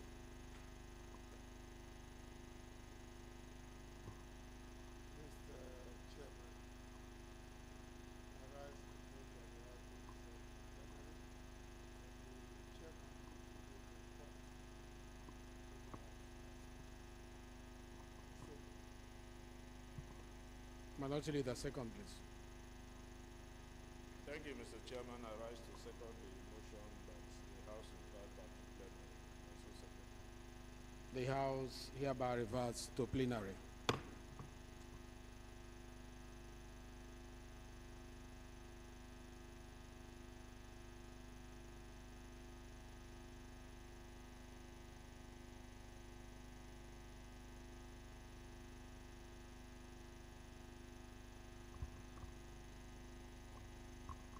Honorable colleagues, the House in Committee of the Whole considered the report on the bill for an act to amend the Federal Medical Center Act and establish Federal Medical Center or Kiwe and for related matters, and approve clauses 1 to 3, explanatory memorandum, and the long title of the bill. Honorable colleagues, the House in Committee of the Whole considered the report on the bill for an act to amend the Federal Colleges of Education Act (CAP) F8 Laws of the Federation of Nigeria 2004 to establish Federal College of Education, Muntumbiyu, Taraba State, and for related matters, and approve clauses 1 to 3, explanatory memorandum, and the long title of the bill. Honorable colleagues, the House in Committee of the Whole considered the report on the bill for an act to amend the Agricultural Research Council of Nigerian Act (CAB) 812, Laws of the Federation of Nigeria 2004, and establish Federal College of Horticulture or Kigwe and related matters, and approve clauses 1 to 3, explanatory memorandum, and the long title of the bill. Honorable colleagues, the House in Committee of the Whole considered the report on a bill for an act to establish Food Vendors Registration Council of Nigeria, charged with the responsibility of advancing the registration, training, and safe practice of raw and cooked food vending businesses, and preventing double taxation collection of members of the council in Nigeria for related matters. Approve clauses 1 to 23, the schedules, and the long title of the bill was amended. House in Committee of the Whole considered the report on a bill for an act to establish National Assembly budget and research office which provides the National Assembly with objectives, timely and non-partisan analysis needed for economic and budget decisions on related matters, and approve clauses 1 to 24, the schedule, explanatory memorandum, and the long title of the bill. The House in Committee of the Whole considered the report on the bill for an act to establish the Nigerian Hunters and Forest Security Service to prevent and combat forest crime and enhance security within Nigerian forests and related matters, and approve clauses 1 to 29, the schedule, explanatory memorandum, and the long title of the bill. Honorable colleagues, finally, the House and Committee of the Whole considered the report of the Ad hoc Committee on International Boundary Dispute between Nigeria and Cameroon on the need to locate Pillar 113A in the demarcation or ceding of Danere and Biaju communities of Boki local government area of Cross River State, Sena Kamele area of Michiga local government area of Adamawa State, and approve recommendations 1 to 12 of the report. Leader, please move that the House do adopt the report of the Committee of the Whole.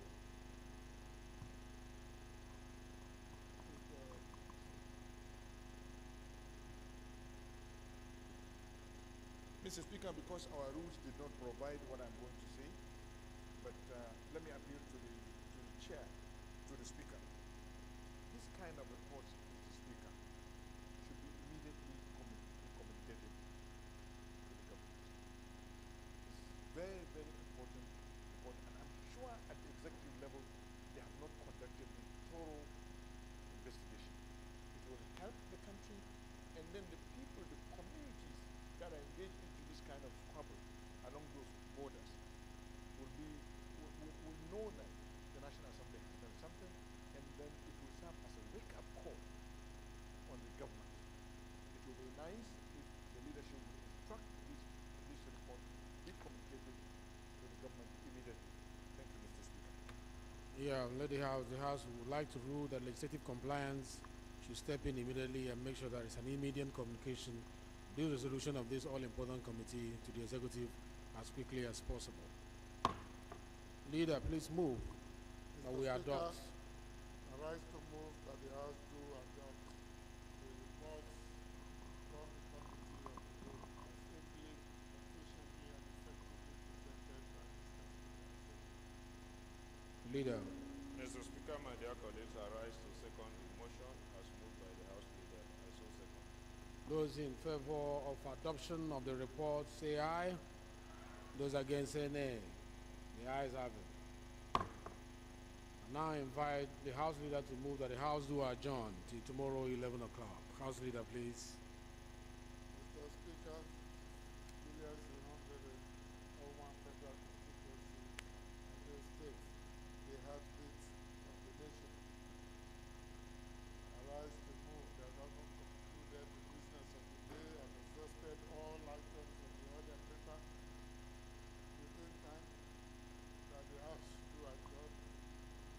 So tomorrow, Thursday, same venue, same time, 11 a.m. prompt. I so move, Mr. Speaker. Leader.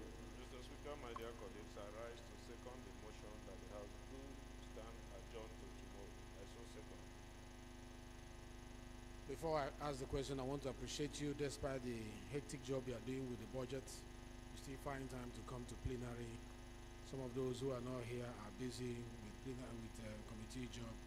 We appreciate all the sacrifices we are making to ensure that we meet up with the budget calendar, which we would like to comply with the Constitution that says 1st of January, beginning of January, beginning of the year, the budget should set in. And so far, you are doing a tremendous job. The feedback from the appropriation chairman shows a great level of commitment from the legislature in support of the executive to meet up with this timetable. I appreciate you for staying up till now.